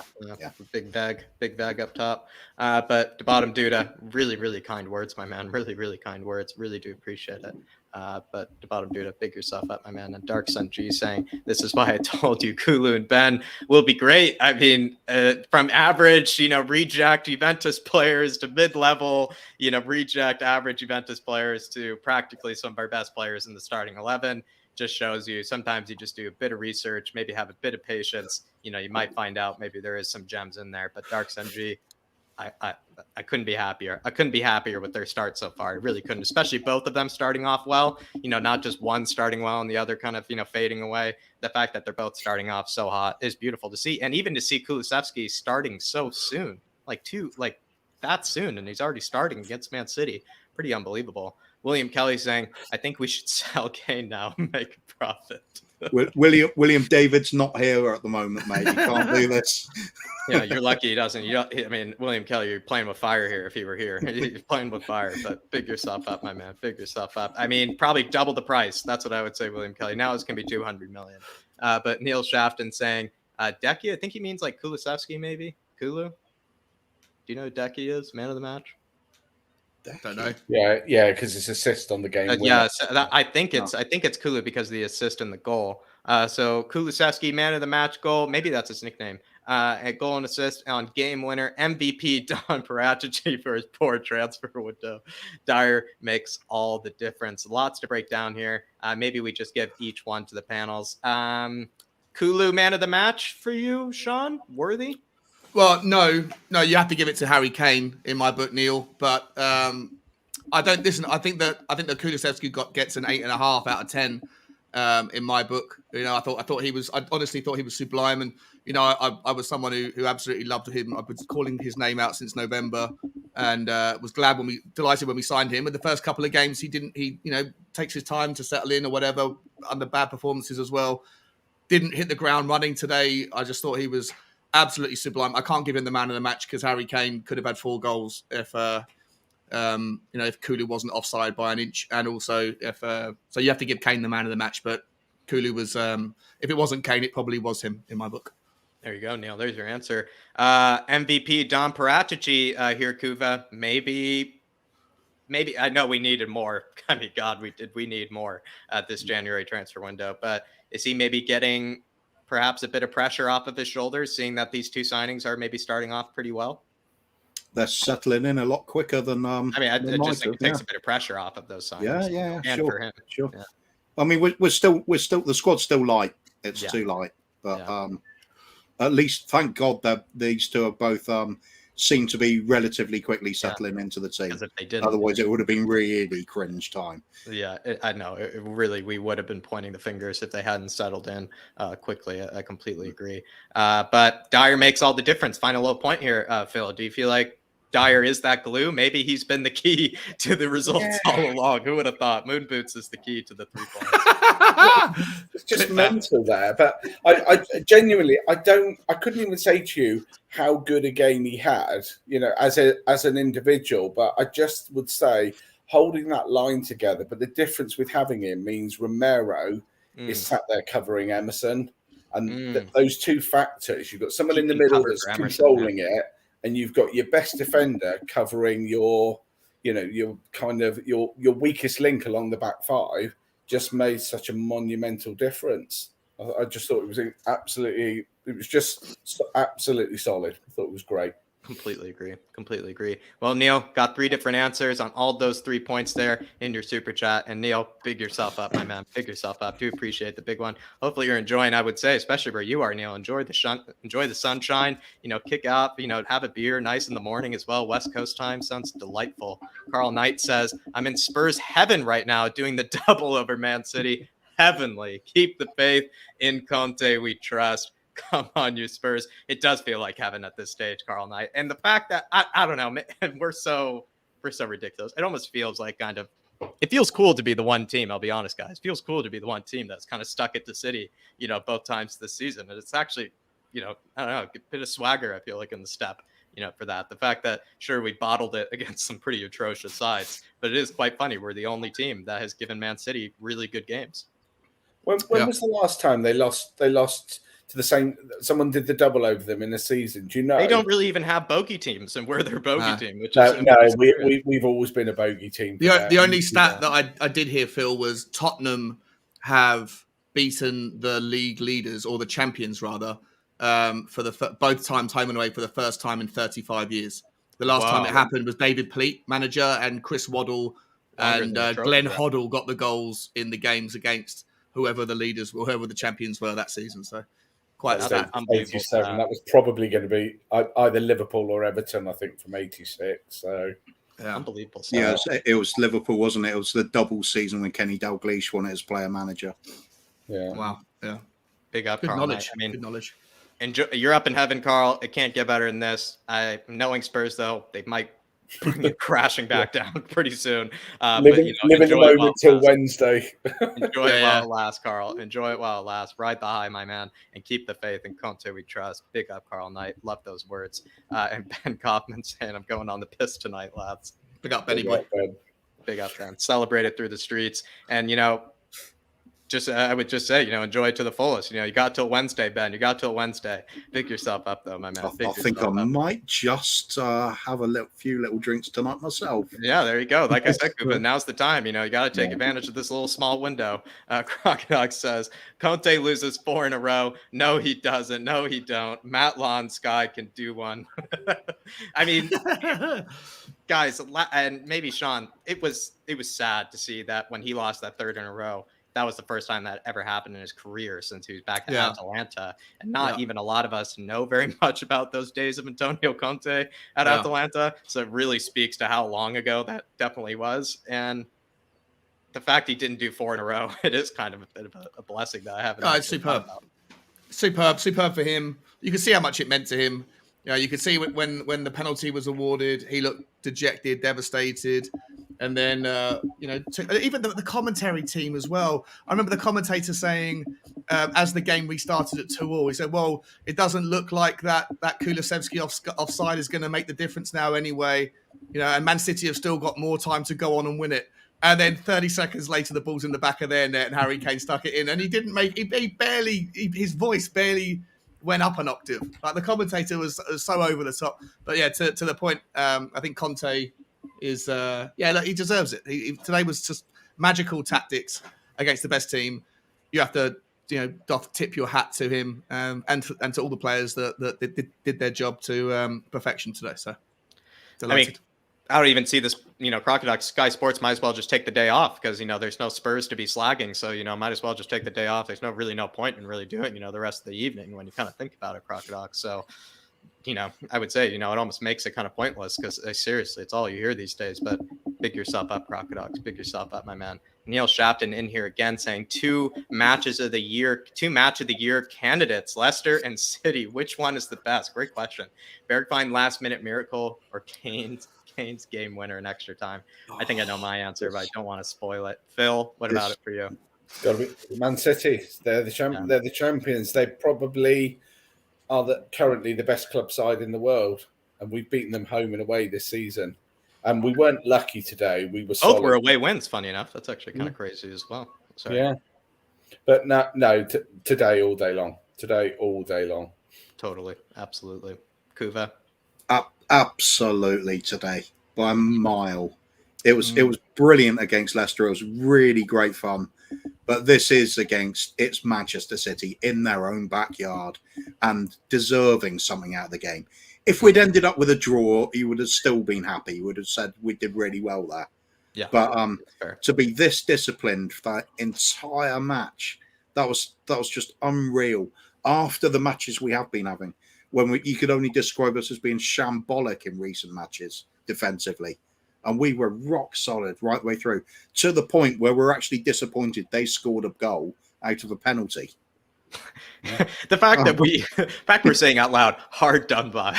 Exactly. Yeah. Out loud, against the run of play. Against the run of play. The fact that I'm even saying that out loud against City is absurd. Yeah, it's deserved. We just there's no way we deserve to lose that game at any point.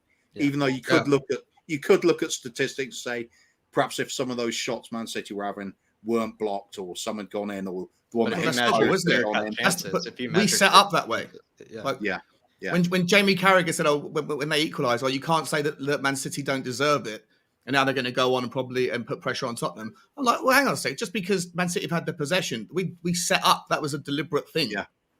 Like it would be different if they pinned us back, but we allowed that was just part of our strategy. It doesn't mean you're the better team. Just because you have the ball doesn't mean. In previous weeks or even previous seasons, the moment we equalised, you would have seen us crumble, and we didn't this time. I agree. We carried on with just as much strength. Yeah, and then Hugo pulling out a worldie when he needs to as well. Yeah, but he did. I mean, again, watching on the 6-inch thing, it was awful to see it. But it did look like. Correct me if I'm wrong, but he was at fault again for the first goal. Right. I think that was really harsh on him because I thought one of the forwards was sort of arriving just at the point when the ball had dipped just down to Hugo, and it's sort of his momentum forward at the same time as making contact with his hands. It's just popped out there. I couldn't. It was kind of a difficult one, I think. I think it is, but that's but why he did redeem himself with the save from Yeah.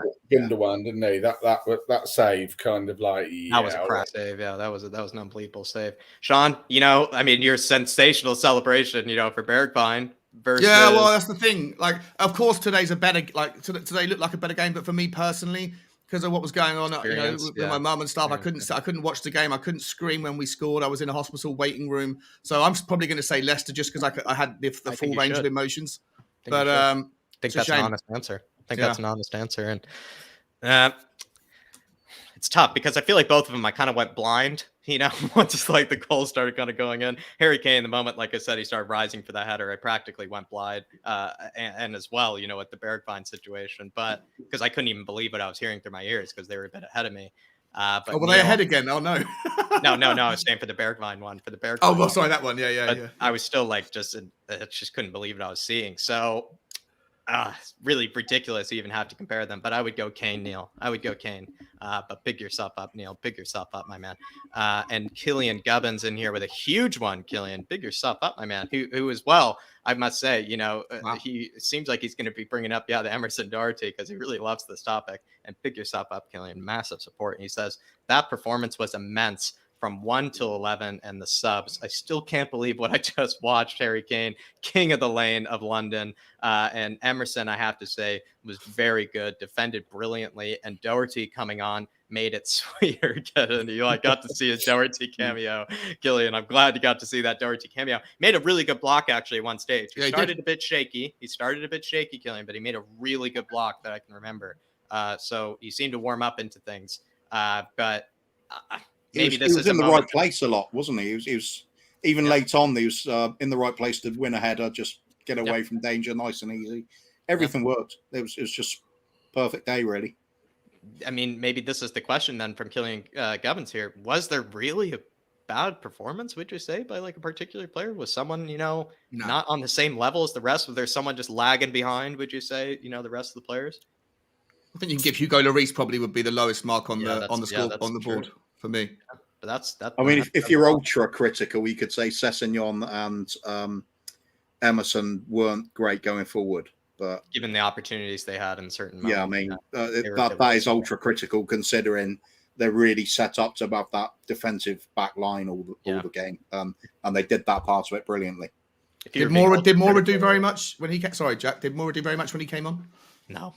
I did not like Moura when he came on again. There's that one stage as well. I don't know if you guys caught this, but Sessegnon won the ball back, and it was like a 2-on-1 with the fullback of Man City, and Lucas Moura was like jogging next to Sessegnon. It actually really frustrated David and I because it was the end of the game. All you're supposed to be doing is just launching it into the City half and just let Spurs players run after it. And Lucas, he just come on, and he just didn't. I don't know. It was a bit strange. But then defensively, he was doing a lot of work. But offensively, I think the thing is with Moura, I thought it was the right move. He just didn't play like we were expecting him to. Because I thought at that point, it was the right fresh move. Legs, running at them with pace, actually holding onto the ball and driving at City, get them on the back foot, a little bit worried. Perfect move. Just get the ball in their end, get it up to the corner flags, even if you need to. Just take it up there. Because the passing was starting to break down at times because City were just very slick at one point. They were pinging the ball around very, very quickly. We were struggling. But Lucas Moura seemed to be the answer to that. Just at least get somebody on the ball and physically take it up there, dribble it up there. Gave us another option. But he didn't really do that, did he?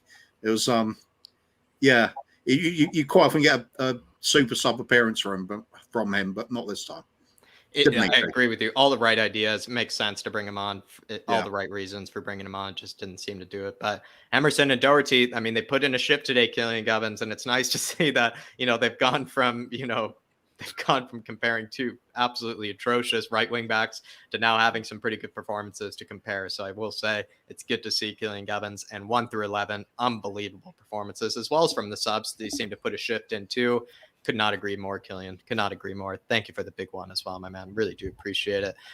Ian Ferguson saying, helps take the sting out of the Super Bowl here in Cincinnati. Absolute insane result. Can't wait for the Conte cam. I mean, congratulations to you to Cincinnati, though. I must say, I don't really follow at all NFL, but I don't remember you guys being in the Super Bowl in quite a long time. So I will say that must have been actually quite spectacular, because I don't think they're a team that ever makes it that far.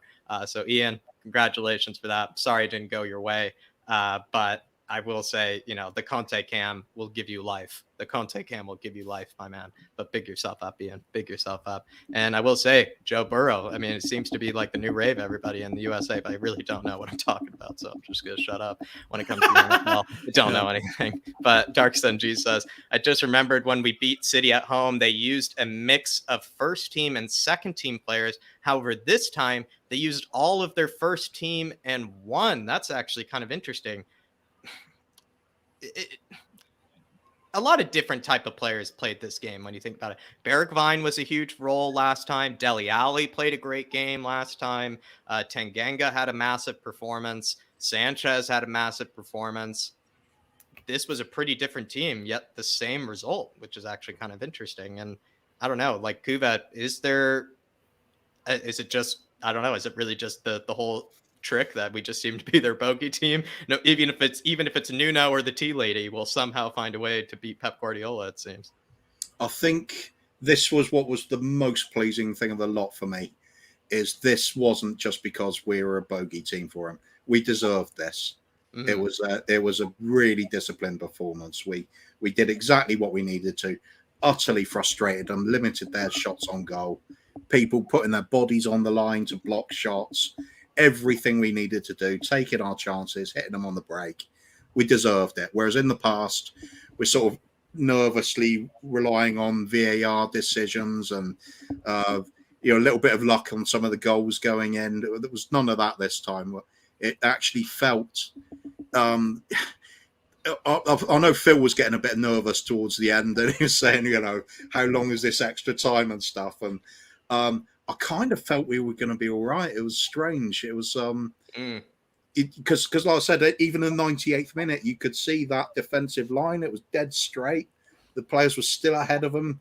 No spaces available. All the things Manchester City like to do, play in those little pockets. We were just denying them that space. It was fantastic. Their lack of ability to play through the middle. The concentration levels throughout were fantastic. That's the big difference today over the last few weeks. You just triggered something though for me where I just realized how they've created so few chances through the middle. Like how many, when did they really play between the lines? Makes sense though. I mean, we had 11 men behind the ball with plenty of stages, so it is pretty hard to play between the lines and play through the middle, but they really did have no freedom. It felt like, even if they were at the top of our box, it wasn't like they were just kind of sitting there passing it in front of it. They had to really, be decisive with the ball, because it felt like Højbjerg or Bentancur or somebody was going to win it off of them. I don't know. It was spectacular. It felt like I think the final. I was going to say the final stats show that we had more shots on target. And again, at Man City, at the Etihad, it's just bonkers. That is madness. Yeah, they were getting into all the right positions. We're just denying them the chance to pull the trigger so often. It was fantastic. Felt the like closing down as well. The closing, how fast we were to close down a player that was approaching our box. Yeah. It was a big difference from what we've been seeing in previous weeks. And the moment somebody went out to meet them, if that got passed away, they rapidly got back into position. So we kept that solid bank there the whole time. Manchester City were forced into doing what Manchester City used to be great at, which was getting the balls into wide areas and crossing it in. They used to create a hell of a lot of goals from that. But when you got three centre-backs playing, that's not so much of a problem. Let them cross it in. We'll head it out easily. It looked easy towards the end when they were doing that. All the players are beneath 6 feet as well. So, if they do end up playing in the air. And you watch, 98th minute, they're crossing it in. Romero's leaping up, heading it out. There's nobody within yards of him. It's easy for him. We snuffed out everything they could throw at us. Brilliant. Absolutely. Absolutely. And Dark Sun G, hopefully you appreciated that answer, because I certainly did. But Dark Sun G, massive support today, my man. Massive support, going absolutely off. And I would say just be running down the street. And I think also as well, his outlander, his dad as well, is a Liverpool fan. So they're practically celebrating together, Dark Sun G and him. So that's good to see. But 2:30 a.m., it's probably what? 4:30 a.m., 5 a.m. now, probably Dark Sun G's time. Absolutely ridiculous. Absolutely ridiculous. Big yourself up, my man. And then as well, Sebas Wolf are just going to have to keep going, lads. They just keep piling in. Sebas Wolf says, guys, I would never bet against my team, no matter who we play against. And it's for moments like this that I've been supporting this team for almost 15 years. Come on, you Spurs. I was saying this today, Phil. Sometimes, especially in games like this, it feels so easy to predict how we'll lose. It's kind of just, you could come up with 1,000 reasons on the paper, how we could lose this game. It's sometimes a lot harder to then predict how we could actually win a game like this, and maybe find the reason. It's a lot easier to maybe come up with the negative reasons for how we'll lose, but it may be a lot harder sometimes to come up with the reasons for maybe how Spurs could actually get something out of this. And maybe that's what, Sebas is kind of on here. Maybe at the end of the day, even if it's a ridiculous team to come up against, think of the reasons maybe for how we could win. Yeah, I think that's probably down to a little bit of history where, we're on a good momentum and you're going into games that you're expecting to win and then you don't. And it kind of... There's that pressure to win. Drives that negativity in certainly the longer term fans that have kind of been there, done that, seen that. But I guess on our day, we're a match for anyone. I guess the biggest thing is how often are we on our day? Are we going to follow this up and have a similar performance against Burnley? You would hope so, but none of us will sit here and go, do you know what? 100% guarantee we're winning at Burnley, no problem whatsoever. And that kind of that. I'm going to say that. You're going to say we're going to win at Burnley. Just to be difficult, I'm going to say 100% we're going to win. At Burnley, no problem. But let's hope so. Let's really hope so, because this should be turning the corner, shouldn't it? We spoke the other night and we're like, I don't know where the next win's coming from, and you're like, as you're walking into the Etihad, and now we've got our next win. So onwards and upwards. That's the thing, though. It's more than just the 3 points, right? I think we said this. I think I said this before. What sort of like momentum can that build? What sort of kick up the backsides can that give to certain players who didn't play, like Lucas Moura? Maybe he now thinks, oh shit, my position's under threat. Maybe when he gets his next chance, he's going to need to put in an absolute shift. Kulusevski, new option, right? We didn't know, but we know. Bentancur today, I thought looked brilliant. I did think he got caught in possession a couple of times, too many. But there's a whole new, from the game, for all 11 people on the pitch, the 3 people that came on, every single one of those, and the coach. I think the coach needed a bit of good news. Like Conte needed a little bit of not just pressure off of him, or just after all the stuff that's happened this week with the comments where he's had to come out and clarify things. Yeah. I feel like he probably feels like he's been scolded a little bit by the media. And after a result like today, he's probably kind of gone one of those middle fingers up to everybody. Yeah. Don't doubt me. You know what I mean? And I feel like it's one of those games that could be a season-defining moment, where it's not just the 3 points, but it gives you that momentum. And it might also knock the stuffing out of West Ham, who dropped points against Newcastle today. It might make Arsenal probably thought they were going to be 6 points. Now they've only got a 3-point lead. Manchester United probably going, oh shit, Tottenham are back. So there's all sorts of new variables that we have to discuss over the coming days on the various channels. But I hope that it's more than just 3 points. I hope it's a catalyst for more positivity and for better things to come as we go into the final, whatever it is, 15 games of the season. Yeah, I completely agree, Sean. Really well put there. Sebas, all I would say is, man, just enjoy it. It's not really the greatest day here in New York, my man. So just, stay inside, go into the Man City chats. It's probably going to be quite quiet in there. It is a library and probably a lot of those chats, but I would just say head in there, just give them the big come on you Spurs, give them the big HK, King of the Lane, King of London. And just, maybe just have a day and also enjoy a bit of pizza, my man. Enjoy a bit of pizza, Sebas, especially since you're in the good state for it. But really do appreciate support today, my man. And Brian C. Socrates in here with a big one. And he says, sure, what was all the panic about? What a win. Massive for confidence to kick us on now. Romero, Kulu, Bentancur, Dyer back all make a huge difference. Harry was immense. Watch along was incredible, lads. Come on, you Spurs. Come on, you Harris Army. Come on, you Flat Cap Army. Brian C., I mean, I guess what was all the panic about, but it's so ridiculous to think that like 2 days ago, I don't think I could have said that with confidence like 2 days ago. Like, what's all the panic about? Why is everybody up in arms? But now, with the benefit of hindsight, completely agree, Brian. Completely agree. And win or learn, my man. Win or learn, like you always say. But it is spectacular to see all these players back. And it almost feels like 4 new signings with those players that you have right there. Romero, we're getting used to again. Felt like we had that hiatus with Romero. So we kind of forgot what he really brings to the team. Same thing with Eric Dyer to a degree. Bentoncourt, honestly, he's probably our best midfielder, it feels like now. Kulusevski, interesting performance. Seems to offer something very different than the rest of the front line, especially compared to Bergwijn and Lucas. Brian C., I would say just immense performance, immense day to be a Spurs fan. Big win or learn sort of performance as well, my man. And I guess now, what's all the panic about? Bring on Burnley and bring on top 4. In Kuva's case, bring on the title. Might as well just hand us over the title because it's ours. Good day to be a Spurs fan. Title challenge 6-pointer today. Yeah. That's exactly it. That's what needs to happen. You just need to dethrone the champ, and then you could just go on a run from here. You just have to remind them, got to give them the humbling lesson. But Brian C., big yourself up, my man. Really massive one as well. And William Kelly saying, bring back Winky. I miss him. Quickly, guys. Like, I've asked this question again, but am I being ridiculous here? Like, should we not read too much into the fact that Højbjerg came up against Man City? Maybe this is a team, like, he has historically played well against Man City. He did it, before with Jose, where he was absolutely immense. He did it obviously before this season, had a great game.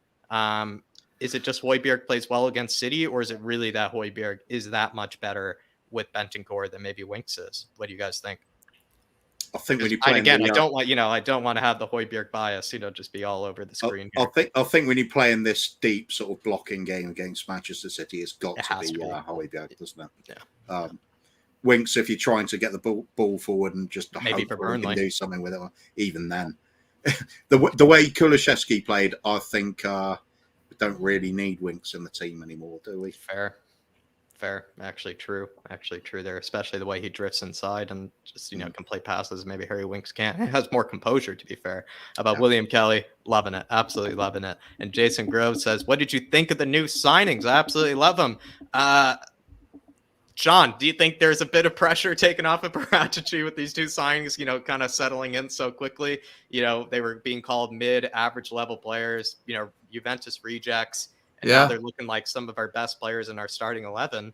Maybe it takes a bit of pressure off Paratici's shoulders. It's amazing, isn't it? Like, what a difference a game makes when, like, 5 hours ago, we were sat on the pre-match pump-up saying, well, maybe with the benefit of hindsight, at the time when February the 1st rolled around, at the time, some people were like, okay, it's not as bad as we thought. I was like, actually, it's a 7 out of 10 window. It's brilliant. But we got rid of all the dead. We got these 2 superstars in. Then you play 3 games. And then you're like hindsight. We're like going, oh God! Like the 2 guys, or at least one of the new guys, it doesn't look like he's everything we thought he might not be. Maybe not. But then also, how Skip got injured, how weak we are, how vulnerable we are, and to only having 4 midfielders. And then after today, everyone was like, oh, Paratici, he knew what he was doing the whole time. It's just weird how kind of volatile opinions can flip flop depending on what happens on any given day. But yeah, I mean, today they looked great.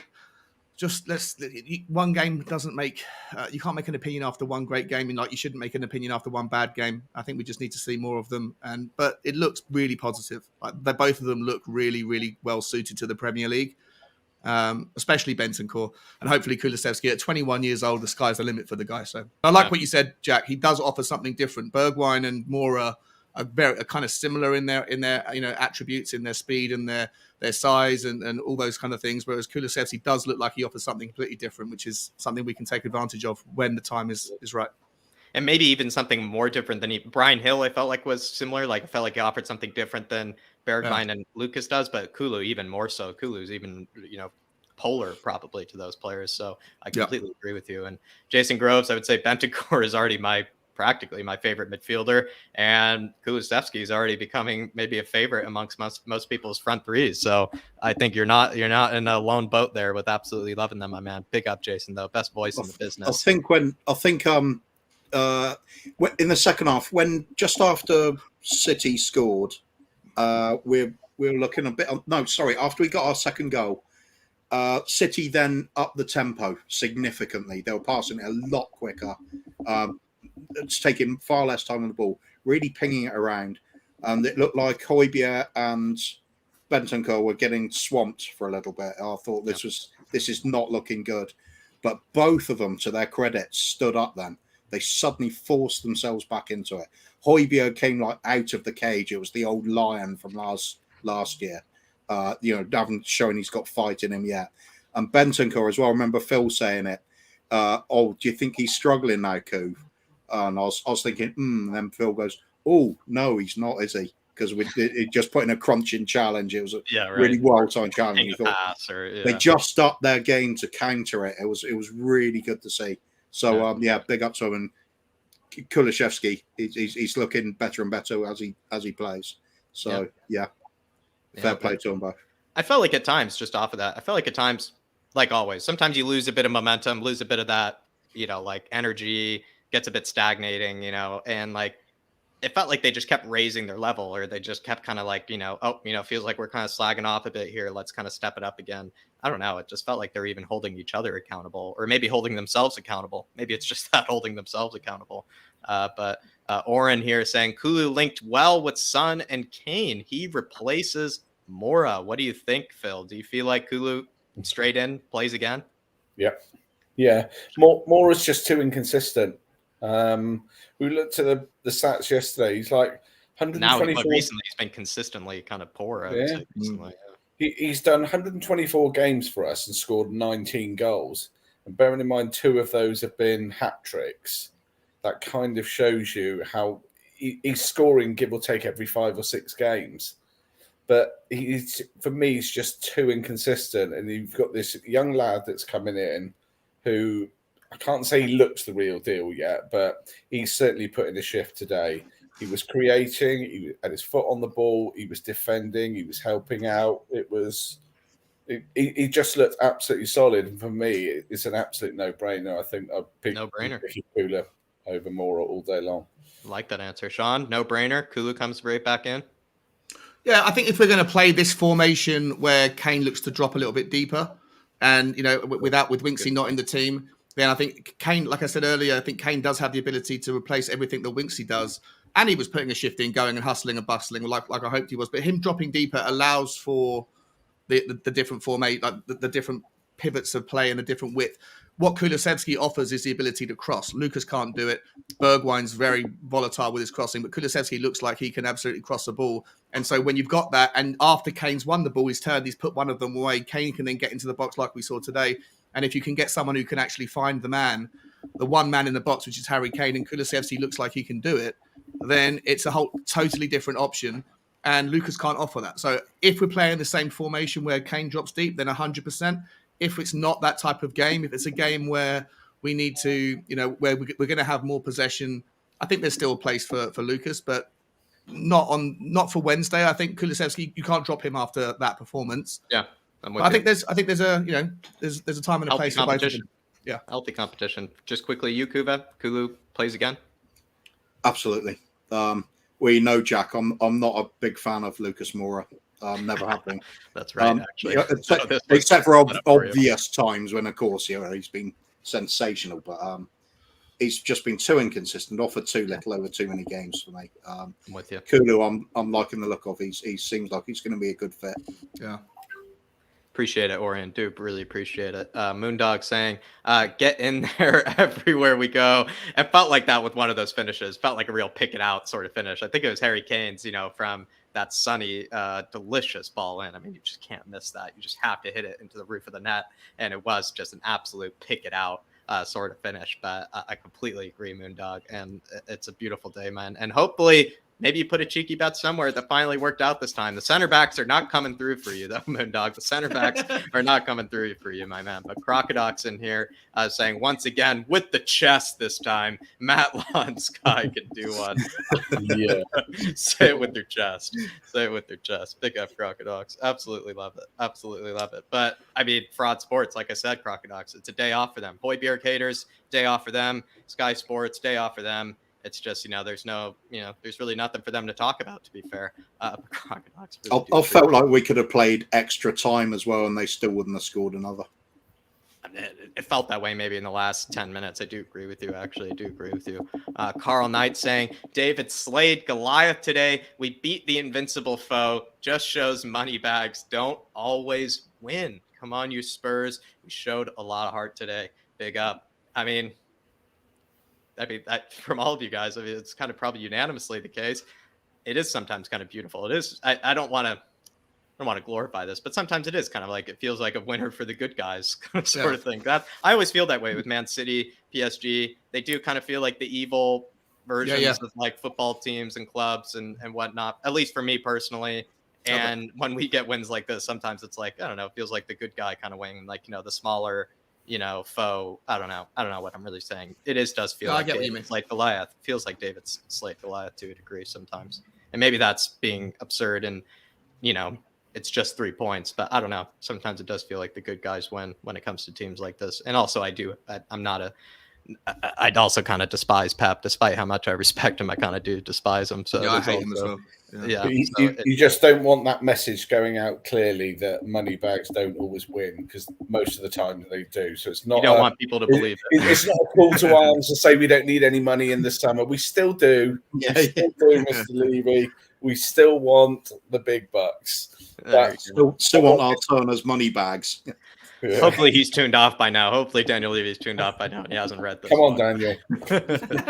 Big up Carl Knight, absolute legend. Last one here and saying Dyer today was very good, controlled the defense. Just seems to be the glue. Seems to be, it seems like we were saying, what's our winning percentage without Skip? I would say it's still quite atrocious, but maybe it's been Dyer the whole time, Darren. Maybe it's been Dyer the whole time.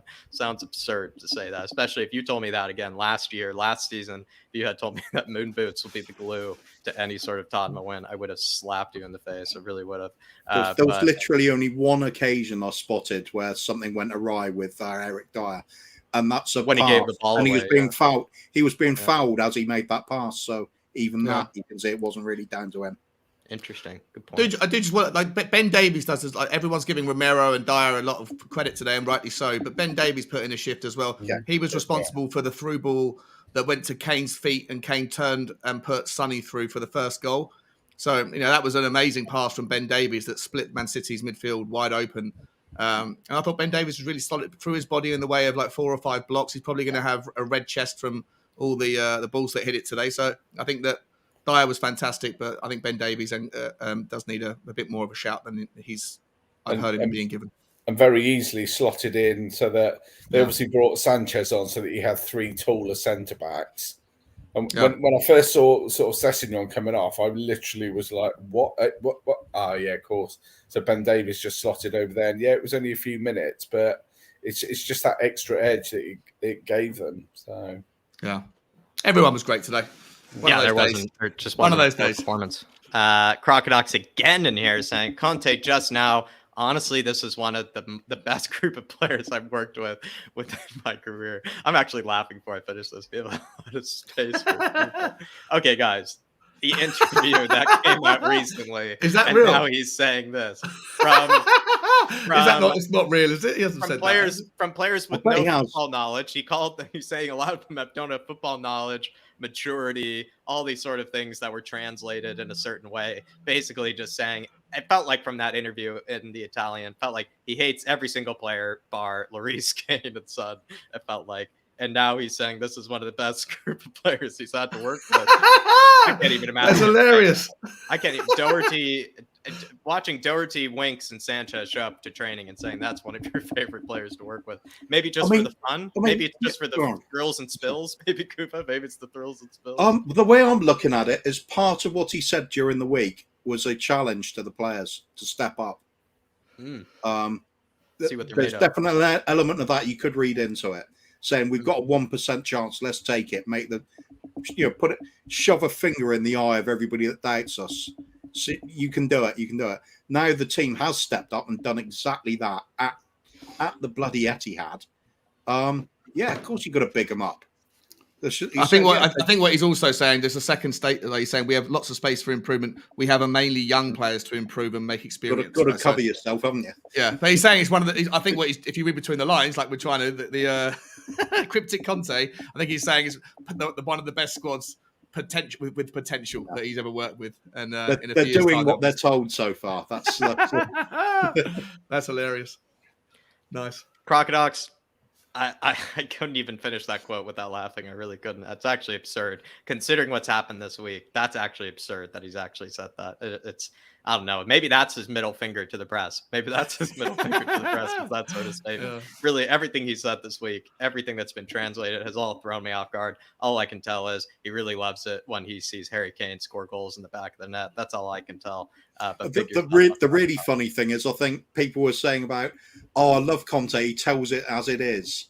I'd say the one thing he doesn't do is tell it as it is. We're all trying to work out what he meant. Because he said 3 different things this week. Yeah, exactly. We have no idea what side he lies on exactly. He's almost unreadable. He's unreadable, it feels like. But Crocodox, huge support today. Absolutely massive. And just, guys, give yourselves a plug. Thank you so much for, helping me finish out the rest of the show. Sean, tell us what we can find on Spurs Talk Show. Yeah, Spurs Talk Show on Twitter and on YouTube. You can find me and all the guests from all the different channels. Kuba's been helping me out quite a lot recently. You can find it's kind of most of the same stuff, like debates, talking about whatever's going on in the world of Tottenham, but also we try to play a few games and try and keep it kind of based on levity and a bit of banter. So it's usually a good place for a laugh. Spurs Talk Show. Absolutely. Just kind of off screen doing something, just fixing the camera. Absolutely, everybody, head on over to Sean's channel. I mean, lots of fun, contemporary stuff. He talks about things from everything finances, and then he also can have, the same weekend, a bit of a kind of a relaxed sort of game show, like you said. Head on over to Spurs Talk Show, everybody. Please. Are you close to a certain milestone? 500 or something?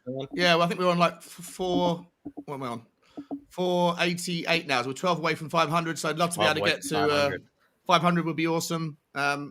Yeah, if you don't mind, anyone who's still here, if you haven't already, please love it. If you could hit the subscribe button, that'd be fantastic. Absolutely.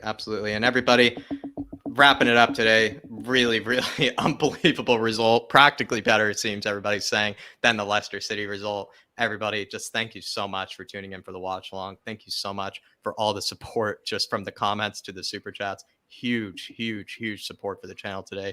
David, I know, is really, really thankful. He's working his ass off now over at We Are Tom TV. The guy's put in a real shift, I would say, today. Now having to do that fan show, that will go for a while.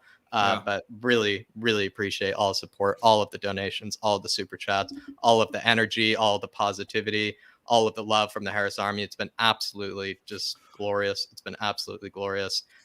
It's a good day again to be a Spurs fan. We had definitely a dark week this week. We're back flying high. It always seems so. We always seem to find a way to fly high once again. And I just want to say, Harris Army, stick with Conte, stick with this club. These are the days to always say, this is why you love Tottenham Hotspur. But as always, boys, come on, you Spurs. And in Conte, we trust. Come on, you Spurs. Leaving. Everywhere we go.